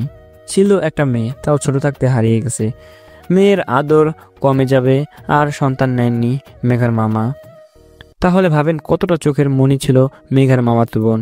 মেঘার মামাতো বোন হারিয়ে যাওয়ার পর মেঘার মামা মানসিকভাবে প্রচুর ভেঙে পড়ে যাওয়ার কারণে আর কোনো সন্তান নেয়নি। এখন সে সন্তান হারা। রাতে বাংলাদেশে এসে পৌঁছেছে মাসুদকে রিসিভ করতে গেছে মনির। মাসুদকে নিয়ে সরাসরি বাসায় নিয়ে আসে মনির। মাসুদ মনিরের মা বাবার সাথে কথা বলে যায় ফ্রেশ হতে। ফ্রেশ হয়ে খাওয়া দাওয়া করে দেয় দুজনে ঘুম। আজ মুনতাহা মনিরের দেওয়া শাড়ি, চুড়ি ইত্যাদি পরেছে। হাজার হোক, ভালোবাসার মানুষ দিয়েছে বলে কথা। যাই হোক, মনিরের পছন্দ খারাপ না। নীল শাড়িতে মুনতাহাকে নীল পরী মতো লাগছে। মুনতাহা নিজেকে আয়নায় দেখে আর মনে মনে বলে, আজ ইরা অনুষ্ঠান উপলক্ষে গোলাপি রঙের একটা শাড়ি, গোলাপি চুড়ি সবকিছু ম্যাচিং করে পরেছে। এতে ইরাকে অনেক সুন্দর লাগছে। মনির আর মাসুদ ঘুম থেকে উঠে ফ্রেশ হয়ে খাওয়া দাওয়া করে রেডি হয়।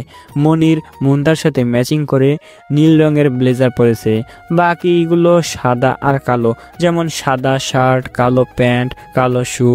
এতে মনিরকে পুরো নায়কের মতো লাগছে। মাসুদ সাদা টি শার্ট, কালো ব্লেজার, কালো শু, কালো সানগ্লাস, কালো ঘড়ি পরে যাচ্ছে। মাসুদ প্রায় সময় এগুলো পরে। আমাদের বন্ধুদের মধ্যে অনেক মিল, সেটা যে কোনো বিষয়ই হোক। কালো আমাদের তিনজনেরই পছন্দের কালার। যাই হোক, ওরা হাসপাতালের উদ্দেশ্যে রওনা দিল। বেচারা, আমি এদিকে সব কাজ শেষ করে এখন আমি বের হয়ে যাব, কেননা এখানে আমার আর কাজ নেই। দ্বিতীয়ত, আমার ক্রাশ মেঘা নেই। তৃতীয়ত, আজ এখানে থাকলে মনিরের কাছে ধরা পড়তে পারি। তাই আমি বেরিয়ে পড়লাম এতিমখানার উদ্দেশ্যে। অনেকদিন ধরে এতিমখানায় যাওয়া হয় না। আপনাদের কি মনে আছে আহাদের কথা? আহাদকে আজ দেখতে যাব, তাই আর দেরি না করে বেরিয়ে পড়লাম এতিমখানার উদ্দেশ্যে। এদিকে মুনতাহা চলে আসছে হাসপাতালে। মুনতাহা সব কিছু ঠিক আছে কিনা তা দেখতে চলে গেল। ইরাও হাসপাতালে চলে আসছে। ইরাও মুনতাহার সাথে দেখা করতে চলে গেল। মনির ও মাসুদ হাসপাতালে প্রবেশ করে। মনির মাসুদকে হাসপাতালে একটু ঘুরে দেখতে বলে। মনির চলে গেল ওর মামার সাথে দেখা করতে। আপনারা তো জানেন, মনিরের মামা এই হাসপাতালের ম্যানেজার। মাসুদ হাসপাতালে ঘুরে দেখতে নিছে, তখনই ঘটলো এক অঘটন। হাসপাতালে ঘটলো আরেক অঘটন। মাসুদ চারদিক দেখতে দেখতে যাচ্ছিল। ইরাও একটা দরকারি কাজে নিচের দিকে নিচে যাচ্ছিল। তখনই ইরা আর মাসুদ অসাবধানতার জন্য ধাক্কা খায়। ফলে যখনই ইরা পরে যেতে নেয়, তখনই মাসুদ খুব স্ট্রং, সামান্য ধাক্কায় ওর কিছুই হয় না। আমার স্কুল লাইফে ওকে অনেক ধাক্কা দিয়েছি শয়তানি করে, কিন্তু ওর কিছুই হয়নি। ও প্রচুর স্ট্রং। মাসুদ তো ইরাকে দেখে ফিদা। কি মায়াবী তার চেহারা, কি টানা টানা চোখ, গোলাপি ঠোঁট, এক কথায় মাসুদকে ঘায়েল করে ফেলেছে। অনেকক্ষণ যাবৎ এই রোমান্টিক সিনটা চলছিল। এক পিচ্চির কান্নার শব্দে রোমান্টিক মুডটা নষ্ট হয়ে গেল। ইরা কিছুটা বিরক্ত হয়ে নিচে চলে গেল, আর মাসুদ এক ঘরের মধ্যে চলে গেল। এদিকে মনির তার মামার সাথে দেখা করে চলে আসে মাসুদকে খুঁজতে, কিন্তু সারা হাসপাতাল খুঁজেও কোথায় পায় না। পরে দেখে মাসুদ সিঁড়ির ওখানে দাঁড়িয়ে রয়েছে। মাসুদ, তুই ওইখানে কি করিস? তোকে আমি সারা হসপিটাল খুঁজছি, আর তুই সিঁড়ির ওইখানে কি করিস? মনিরের ডাকে মাসুদের ঘোর কেটে যায়। তখন মাসুদ বলে, মানে হাসপাতালের চারদিকটা ভালো করে দেখছিলাম। তুই একজন ডাক্তার, বড় ডাক্তার, আর তুই কিনা এইভাবে হাসপাতালে ঘুরে দেখছিস? বল, সত্যি কথা বল। মানে হয়েছে কি, আমি একটা অঘটন ঘটিয়ে ফেলেছি। কি অঘটন? আমাকে বল শুনি। তেমন কিছু না, তোকে বাসায় গিয়ে বলবো নি। তুই এক কাজ কর, তুই ভাবিকে আসতে বল, আর আমার সাথে ভাবিকে পরিচয় করায় দে। আচ্ছা, একটু ওয়েট কর, আমি মুনতাহাকে ফোন করে ডাকতেছি। এই বলে মনির মুনতাহাকে ফোন দেয়। এইদিকে আমি এতিমখানায় আসছি। আসার সময় অনেক চকলেট আর খাবার নিয়ে এসেছি। দেখি বাচ্চারা খেলতেছে। এদের হাসি খুশি মুখ দেখলে প্রাণটা জুড়িয়ে যায়। আমাকে দেখা মাত্রই সব বাচ্চারা দৌড়ে এসে জড়িয়ে ধরলো। আহাদও অনেক বড় হয়ে গেছে। আর কয়েক বছর পরও এসএসসি পরীক্ষা দিবে। ওকেও আমি ডাক্তারি পড়াবো ইনশাল্লাহ। আমার সব বাচ্চার সাথে খেলতে শুরু করলাম আমি। ওরা বায়না করলো, তাই আর না করতে পারি নাই। এইদিকে মেঘা খবর পাইছে আজ নাকি ডক্টর শাকিল খানকে বিদায় দেওয়ার জন্য বিদায় অনুষ্ঠানের আয়োজন করা হয়েছে, কিন্তু আজ আসতে পারবে না, কাল আসতে হবে। মেঘার কাছে এই অনুষ্ঠানের চেয়ে মামার কাছে থাকা খুব জরুরি, আসলেও জরুরি। তবে কালকেই মেঘাকে ফিরতে হবে। এই ভেবে মেঘার খুব মন খারাপ। এদিকে মনির মুনতাহাকে ফোন দেয়। মনিরের ফোন পেয়ে মুনতাহা সাথে সাথেই রিসিভ করে। মনে হয় এতক্ষণ মনিরের ফোনের অপেক্ষাই ছিল। মুনতাহা রিসিভ করে বলে, আসসালামু আলাইকুম, কেমন আছো মনির? ওয়ালাইকুম সালাম, আলহামদুলিল্লাহ ভালো আছি। কোথায় তুমি? তাড়াতাড়ি আমার কেবিনে চলে আসো, আমার এক বন্ধু এসেছে, তার সাথে তোমার পরিচয় করিয়ে দেব। আমি তো তোমার কেবিনেই। আচ্ছা একটু দাঁড়ো, আমি আসতেছি। কিছুক্ষণ পর মুনতাহা আসার সাথে সাথেই মনির মুনতাহার দিকে হা করে চেয়ে আছে। আজ মুনতাহাকে এত সুন্দর লাগছে তা বলে বোঝানো যাবে না। মনির প্রায় সব কিছুই বলে গেছে কেন সে মুনতাহাকে এখানে ডাকছে। মুনতাহাও গোড় লাগানোর দৃষ্টিতে মনিরের দিকে চেয়ে আছে। ওইখানে যে মাসুদও আছে তা কারো খেয়াল নাই। মাসুদ বিষয়টি বুঝতে পারছে যে এটাই মনিরের জিএফ। মাসুদ জোরে গলা খারাপ করে ও মনিরকে বলে, শালা, এখনই তো সব দেখা শেষ করলি, বাসর ঘরে কি দেখবি? বাসর ঘরের জন্য কিছুটা রাখিস। মাসুদের কথায় দুজনের গোল কাটে এবং দুজনেই লজ্জা পায়। মনির বলে, তোর জন্য একটু শান্তিতে দেখতেও পারলাম না, তুই শালা ডিস্টার্ব। ও মুনতাহা, তোমাকে যে কারণে ডাকছি ও হলো মাসুদ, আমার বন্ধু। আর মাসুদও মুনতাহা তোর ভাবি। আসসালামু আলাইকুম ভাবি, আমি মনির। আমি মাসুদ মনিরের জয়েন্ট বন্ধু। আমিও একজন ডাক্তার। আজ পর্যন্ত সিঙ্গেলই আছি। আপনার কোনো বোন থাকলে আমার সাথে লাইন করাইয়া দিতে পারেন। ওয়ালাইকুম আসসালাম, আমি মুনতাহা, আমিও একজন ডাক্তার। তবে ভাই, দুঃখের বিষয় আমার কোনো বোন নাই। তবে আপনি চাইলে আপনার জন্য ভালো একটা মেয়ে খুঁজে দিতে পারি। মনে হয় তার আর দরকার হবে না। আমি আমার মনের মানুষ পেয়ে গেছি, আর এই হাসপাতালেই সে আছে। কি এত বড় একটা কাহিনী করছোস আর আমি জানি না? তুই আমাকে না জানিয়ে থাকতে পারলি? তুই তো আমাকে না জানিয়ে রিলেশন করে ফেলছিস, কিন্তু আমি তা করি নাই। তোরে বললাম না আমি বাসায় গিয়ে বলমু, এটাই সেই কথা। ও। মনির, মাসুদ, মুনতাহা অনুষ্ঠানের জন্য চলে গেল। আরে মুনতাহা ম্যাম, আপনি এখানে? আপনাকে আমি সারা হাসপাতাল জুড়ে খুঁজছি। এই তো মনির সাহেব একটু ডাকছিল, তাই একটু আসলাম। তা কি জন্য খুঁজতেছিলা আমাকে? সব ডক্টরকে ডাকতেছি, এক্ষুনি অনুষ্ঠান শুরু হবে, তাই আপনাকে ডাকতে আসছি। আচ্ছা তুমি যাও, আমরা আসতেছি। আচ্ছা ভাবি, ওনার নাম কি, বাসা কোথায়? মাসুদ সাহেব? কেন কেন মাসুদ সাহেব কেন কেন কেন আপনি ওর কথা জিজ্ঞেস করছেন কেন? ডালমে কুচ কালা হে। সত্যি করে বলেন তো, কাহিনী কি? আমি বলছিলাম না মনের মানুষ পেয়ে গেছি, ওই সে। প্রথম দেখাতেই ওর উপর ফিদা হয়ে গেছি। একটু আমার সাথে লাইনটা করাইয়া দেন না প্লিজ। আচ্ছা কইরা দিব। আর ওর নাম ইরা, ওর বাসা এইখানে। ধন্যবাদ ভাবি, চলুন এখন অনুষ্ঠানে যাই। হ্যাঁ চলো যাই। মনির, মাসুদ, মুনতাহা অনুষ্ঠানের জন্য চলে গেল। আর এদিকে মেঘা কাল চলে আসবে বলে ওর বাবা মাকে সবকিছু রেডি করতে বলেছে। মেঘার বাবা মাও মেঘার কথা মতো সবকিছু রেডি করতে শুরু করেছে। কাল মেঘার মামার প্রাইভেট বিমান মেঘাদের বাংলাদেশে নামিয়ে দেবে, তাই তাদের টিকিট কাটা নিয়ে কোনো চিন্তা নেই। মেঘা সর্বোচ্চ দিয়ে তার মামার সেবা যত্ন করছে। আর এদিকে আমি সবার সাথে খেলাধুলা করে সবার জন্য আনা খাবার ও চকলেট সবাইকে দিয়ে আমি চলে গেলাম এতিমখানার খাদেমের সাথে দেখা করতে। খাদেমের সাথে দেখা করে খাদেমকে কিছু টাকা পয়সা দিয়ে আমি বাসায় চলে আসলাম। আর এইদিকে অনুষ্ঠান শুরু হয়ে গেছে। অনুষ্ঠান শুরু হওয়ার পর ডক্টর শাকিল খানকে নিয়ে অনেক বেদনাদায়ক কথা বলা হলো।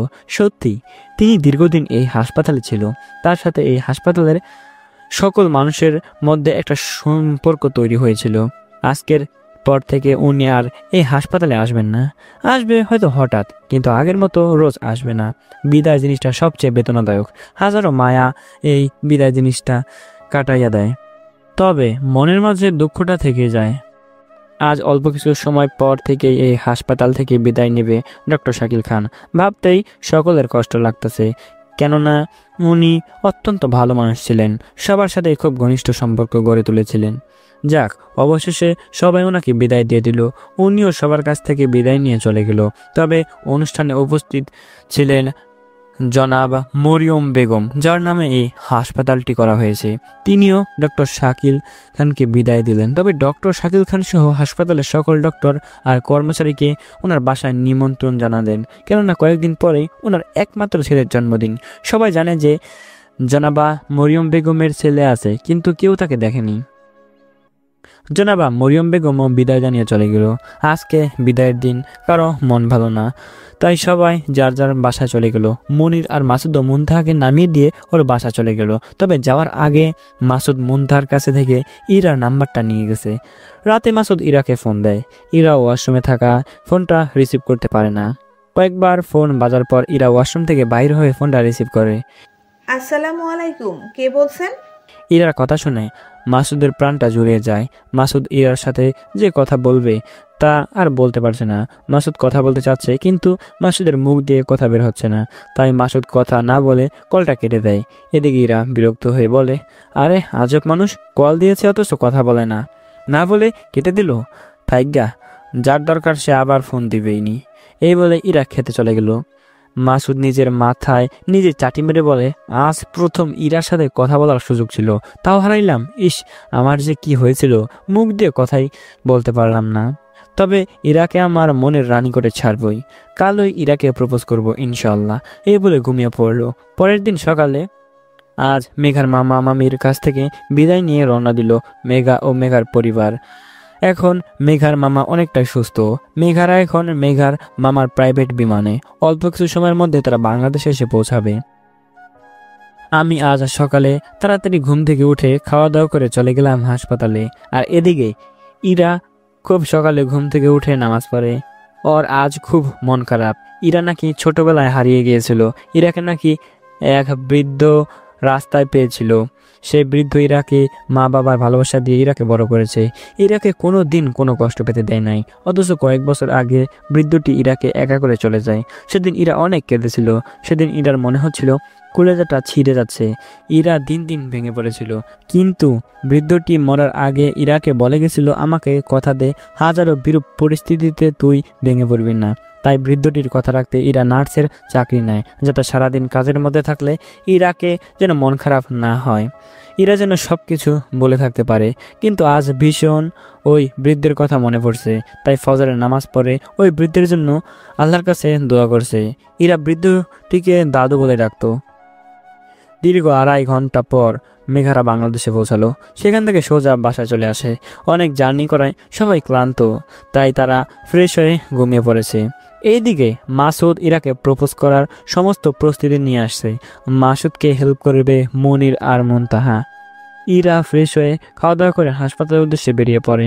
এদিকে আমি বসে বসে ভাবতাছি, মেঘাকে যদি আমার মনের কথা বলে দেই, তাহলে মেঘা কি আমাকে মেনে নেবে? আমি তো মেঘাকে ছাড়া থাকতে পারতেছি না। আর মেঘা কি আমার মতো ওয়ার্ড বয়ের সাথে প্রেম করবে? ও তো আমার আসল পরিচয় জানে না। যদি আমাকে এই পরিচয় গ্রহণ করে, তাহলে ওকে আমি সারা জীবন রানী বানিয়ে রাখবো। আর যদি না করে, তাহলে ওর থেকে সারা জীবনের জন্য দূরে চলে যাব। আজ বিকেলেই মেঘাকে ডেকে আমার মনের কথা ওকে বলবো। বাকিটা কি হবে আল্লাহ ভরসা। এই দেশে ইরা হাসপাতালে পৌঁছার সাথে সাথেই মাসুদ ইরাকে প্রপোজ করে। কিন্তু ইরা মাসুদকে না করে দেয়। এতে মাসুদ অনেক কষ্ট পায়। মুনতাহা ও মনির ইরাকে অনেক বোঝায়। এক পর্যায়ে মুনতাহা ইরাকে জিজ্ঞাসা করে, কেন তুমি মাসুদকে গ্রহণ করতে পারবে না? ইরা উত্তর দেয়, আমি আমার জন্ম পরিচয় জানি না। আমার কাছ থেকে সব আপনজন হারিয়ে যায়, তাই আমি চাই না আর কেউ আমার জীবন থেকে হারিয়ে যাক। আমার আপন মানুষ হারিয়ে গেলে খুব কষ্ট হয়। ইরা, সব মানুষ চিরদিনই বেঁচে থাকে না। সব মানুষকে একদিন না একদিন চলে যেতে হবে, এটা আল্লাহর বিধান। মানছি আমি আপন মানুষ চলে গেলে সবার কষ্ট হয়, কিন্তু যতদিন একসাথে থাকবো ততদিন বিন্দুমাত্র কষ্ট তোমাকে স্পর্শ করতে দিব না। দিবে কি আমায় তোমার সমস্ত সুখ দুঃখের ভাগিদার হওয়ার সুযোগ? কথা দিচ্ছি, সারা জীবন এই বুকে আঁকলে রাখবো, কখনো ছেড়ে যাব না, আর যেতেও দেব না। I love you Ira, I really love you. Ira ভেবে দেখলো তার একাকিত্ব জীবনে একজন সঙ্গী দরকার, আর মাসুদ ছেলে হিসাবেও খারাপ না। তাই ইরাও মাসুদকে গ্রহণ করে নিল। শুরু হয়ে গেল তাদের প্রেম কাহিনী। এইদিকে মেঘা বিকেলে ঘুম থেকে উঠে ফ্রেশ হয়ে খাওয়া দাওয়া করে বিশ্রাম নিচ্ছে, আর মেঘার বাবা মা তাদের কাজ করছে। আমি ভাবতাছি মেঘা আজ সকালে বাংলাদেশে আসছে, এতক্ষণ রেস্ট নিয়ে নিশ্চয়ই বিকেলে ফ্রি আছে। যাই মেঘাকে পার্কে রেখে ওকে আমার মনের কথা বলে দিই। যেই বাবা সেই কাজ। আমি মেঘাকে ফোন দিলাম। মেঘা বসে বসে রেস্ট নিচ্ছে, অমনি তার ফোন বেজে উঠছে। মেঘা ফোনের দিকে তাকিয়ে দেখে ইসরাফিল সাহেব ফোন দিয়েছে। মেঘা আমার নাম্বার ইসরাফিল সাহেব দিয়ে সেভ করেছে, তাই সে দেরি না করেই সাথে সাথে ফোনটা রিসিভ করে। আসসালামু আলাইকুম, কেমন আছেন ইসরাফিল সাহেব? ওয়ালাইকুম আসসালাম, আলহামদুলিল্লাহ ভালো আছি। আপনি কেমন আছেন? বাংলাদেশে আসছেন অথচ আমাকে জানালেনই না। আলহামদুলিল্লাহ, আমিও ভালো আছি। আর বলবেন না, অনেক ক্লান্ত ছিলাম, তাই আর ফোন করার কথা মনে ছিল না। আচ্ছা ঠিক আছে, আজ বিকালে এই পার্কে দেখা করবেন। আপনার সাথে দরকারি কথা আছে, তবে আসার সময় শাড়ি পরে আইসেন। এখন রাখি, বাই। আরে কি জন্য আসবো বলুন? আগে আসেন তারপর বলবো, বাই। এ বলে আমি কলটা কেটে দিলাম। মেঘাও আমার কথা মতো রেডি হতে চলে গেল, কারণ এখন বিকেল। আমি খুব সুন্দর করে পরিপাটি হয়েছি, তবে সব কম দামি পোশাক পরে। যদি বেশি দামি পোশাক পরি তাহলে মেঘা হাজারো প্রশ্ন করবে, এক পর্যায়ে আমি ধরা পড়ে যেতে পারি। কিন্তু আমি চাই মেঘা আমার আসল পরিচয় না জেনেই ভালোবাসুক। তাই আমি কিছু গোলাপ কিনে পোশাকের ভিতরে রাখলাম, যাতে বাইরে থেকে বোঝা না যায়। বেরিয়ে পড়লাম পার্কের উদ্দেশ্যে। মেঘাও রেডি হয়ে বেরিয়ে পড়লো পার্কে। আমি মেঘার আগেই পার্কে এসে পৌঁছে গেছি। কিছু সময় পর মেঘা আসলো। মেঘাকে দেখে আমি ফিদা হয়ে গেছি। কি বলবো ভাই, এমনিতেই মেঘা ইরা মুনতার চেয়ে বেশি সুন্দরী। তার মধ্যে এমনভাবে শাড়ি পরেছে, কি বলবো, কালো শাড়ি পরে আসছে, আর শাড়ির সাথে সব কিছু ম্যাচিং করা। এক কথায় অপূর্ব। মনে হয় ভুল করে জান্নাত থেকে হুরপরি দুনিয়াতে এসে পড়েছে। শুনেছি হুরপরি নাকি সবচেয়ে বেশি সুন্দরী। মেঘাকেও তাদের মতোই লাগতেছে। আমি তো এক ঘোরে চলে গেছি। মেঘা আমার কাছে এসে দেখে আমি ওকে ঘোর লাগানো দৃষ্টিতে তাকিয়ে দেখতেছি। এতে মেঘা খানিকটা লজ্জা পায়। আমার ঘোর কাটানোর জন্য মেঘা আমার কানের কাছে তুড়ি বাজায়। হঠাৎ শব্দে আমার ঘোর কেটে যায়।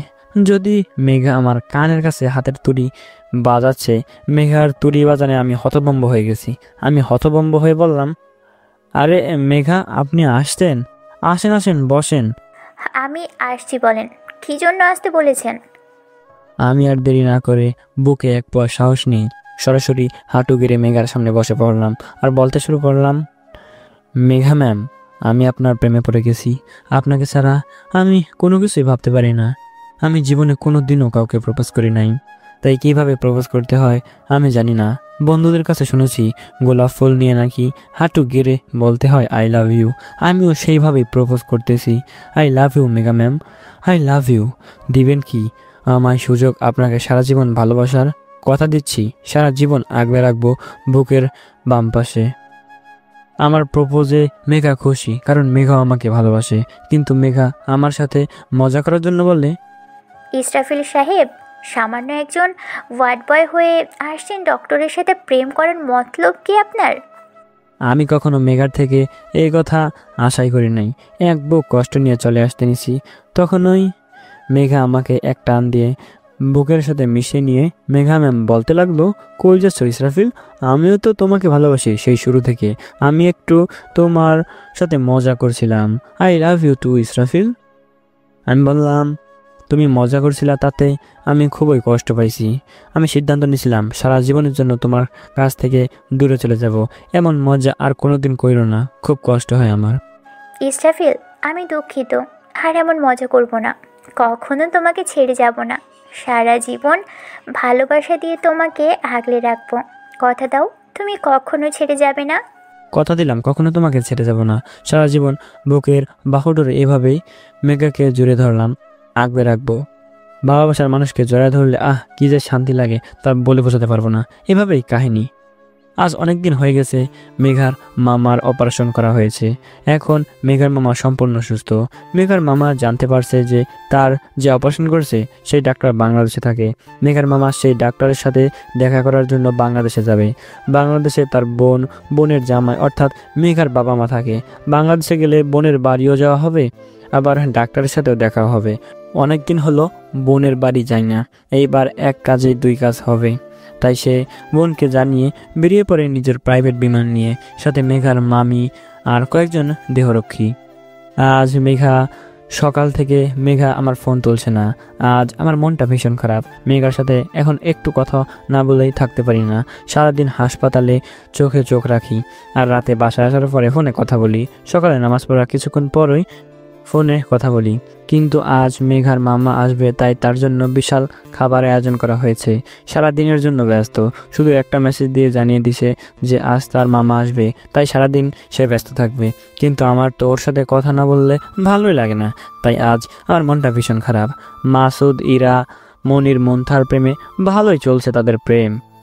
তারা একে অপরকে ভীষণ ভালোবাসে ফেলেছে। কেউ কারোর সাথে কথা না বলে থাকতে পারে না। মাসুদ ইরার একাকিত্ব দূর করার জন্য ইরাকে আমেরিকা নিয়ে যেতে চায় মাসুদের মা বাবার কাছে, কিন্তু ইরা যাবে না।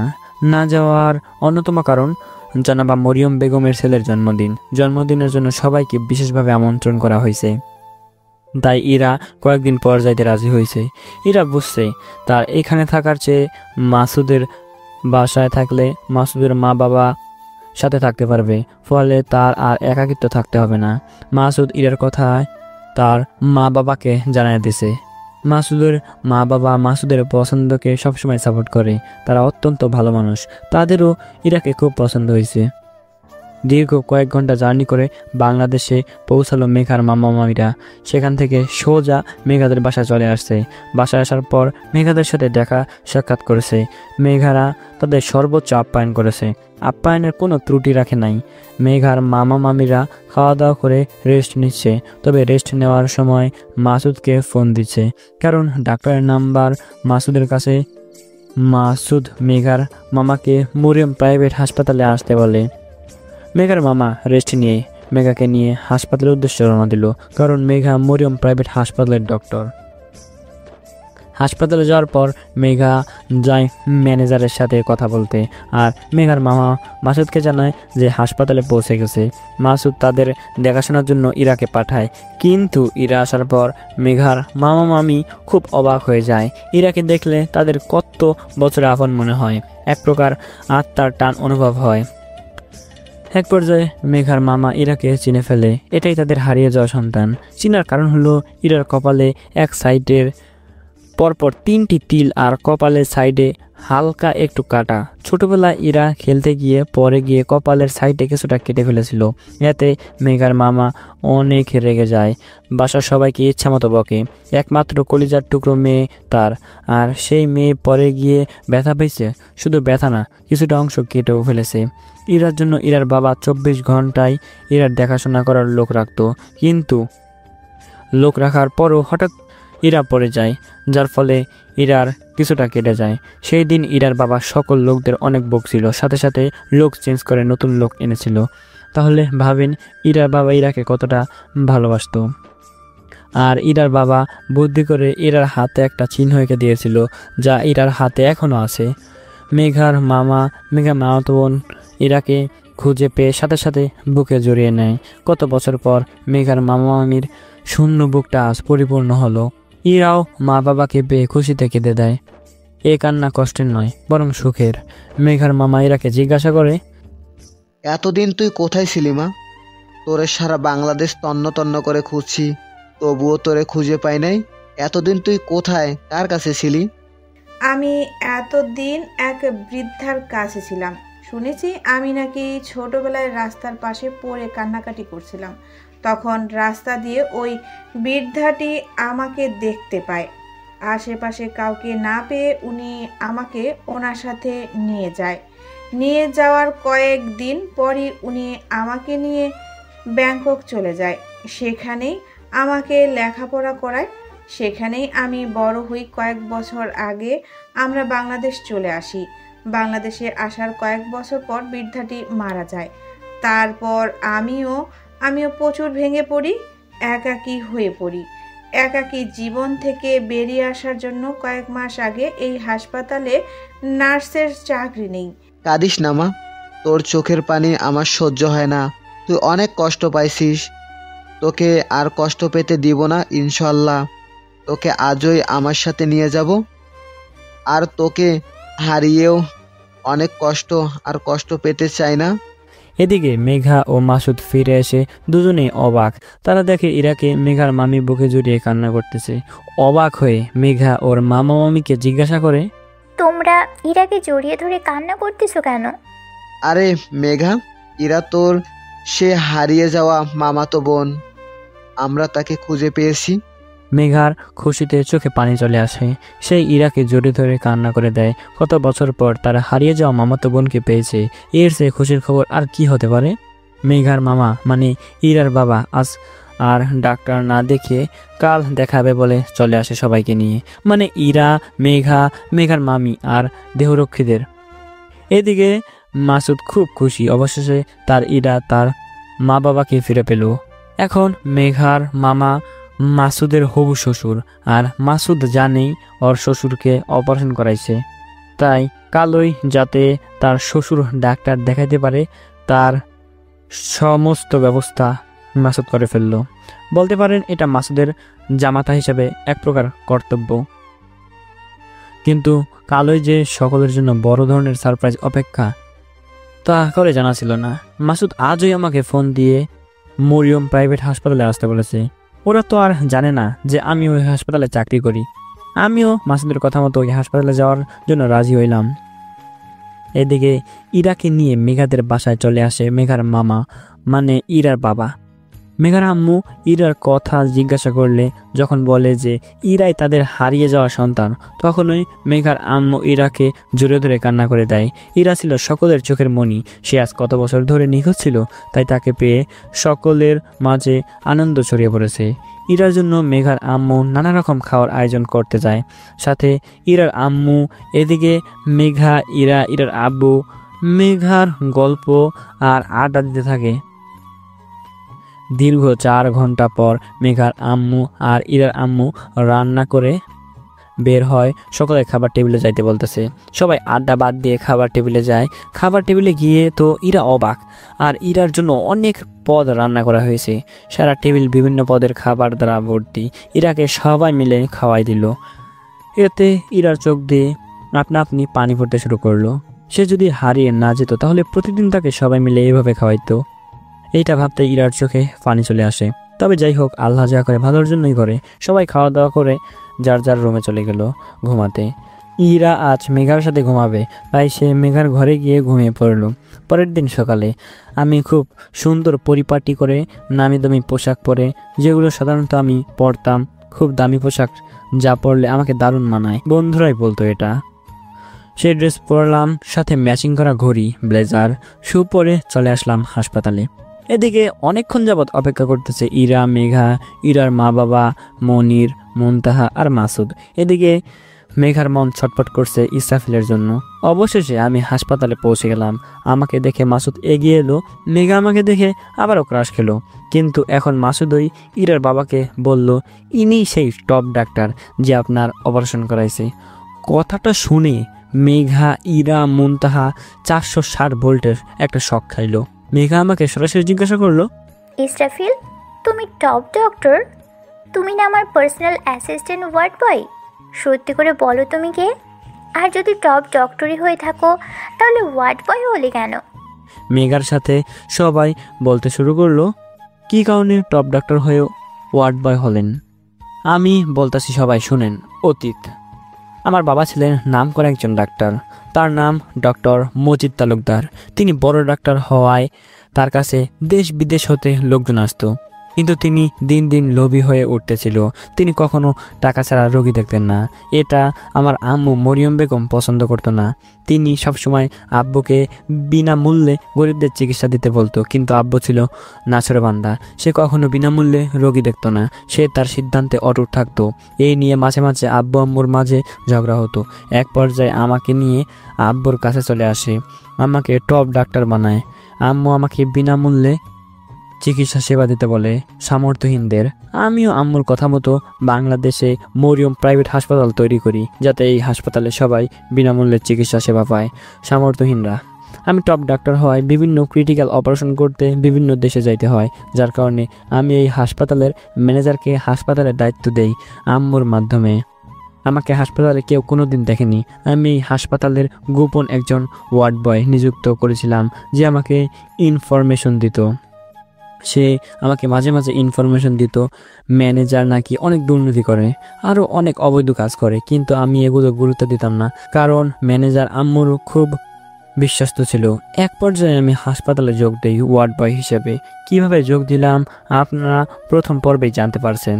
তারপর ওয়ার্ড বয় হয়ে এই হাসপাতালে চাকরি করি, আর ম্যানেজারের অনেক অবৈধ কাজ আমি নষ্ট করি।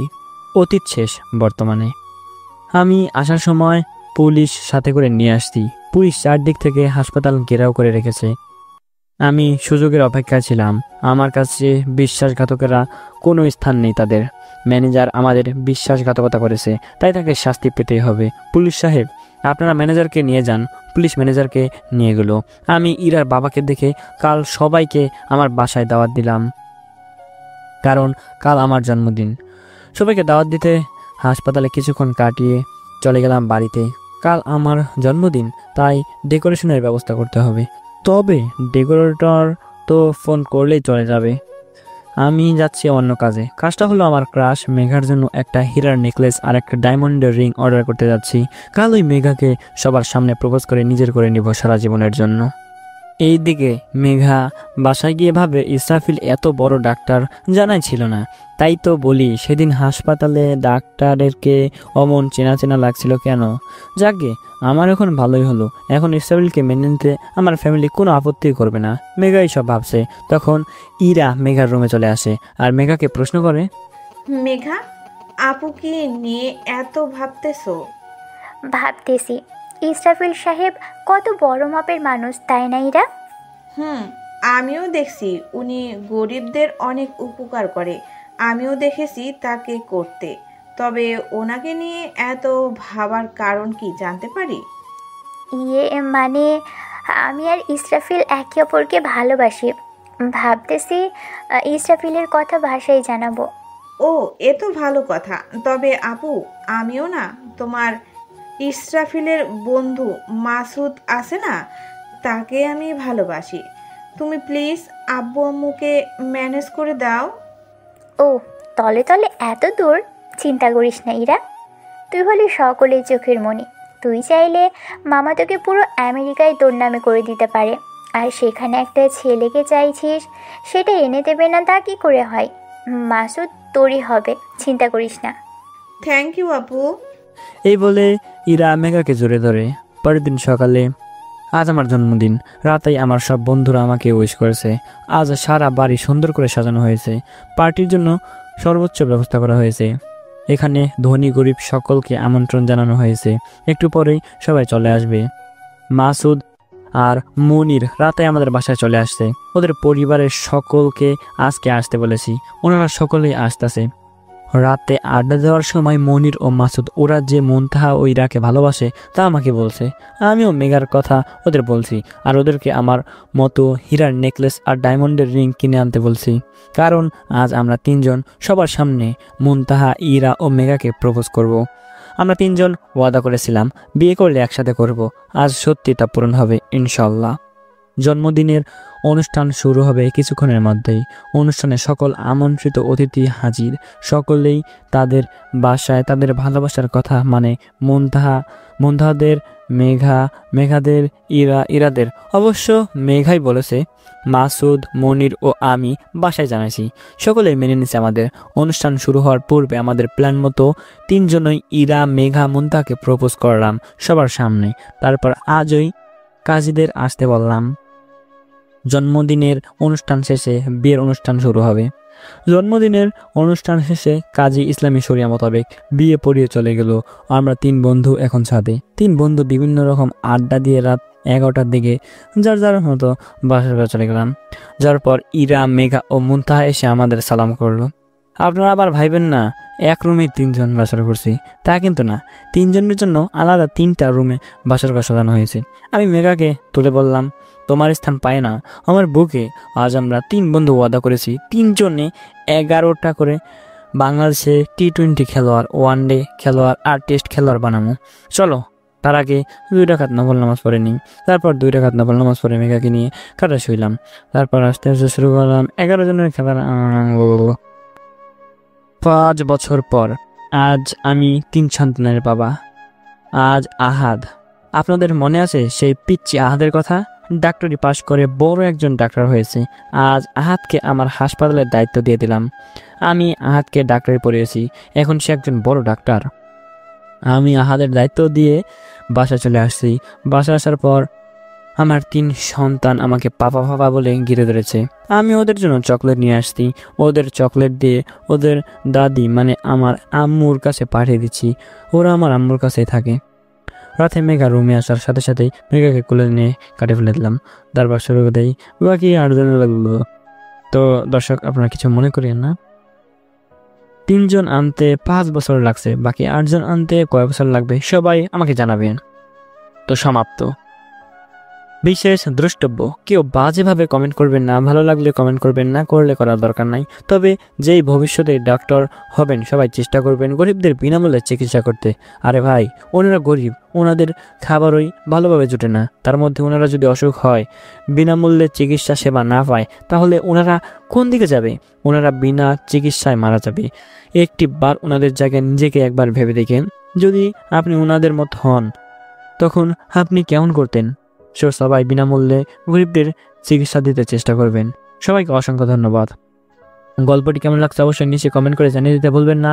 আর হ্যাঁ, আপনি যদি চ্যানেলে নতুন হয়ে থাকেন তাহলে অবশ্যই চ্যানেলটিকে সাবস্ক্রাইব করে পাশে থাকা বেল আইকনটাতে প্রেস করে দিবেন, যার ফলে আমাদের নিত্য নতুন গল্পগুলো সবার আগে আপনার কাছে পৌঁছে যাবে। আর হ্যাঁ, ভিডিওতে একটি লাইক অবশ্যই করে দিবেন। তো দেখা হচ্ছে পরবর্তী কোনো ভিডিওতে। ততক্ষণ সবাই ভালো থাকবেন, সুস্থ থাকবেন। আল্লাহ হাফেজ।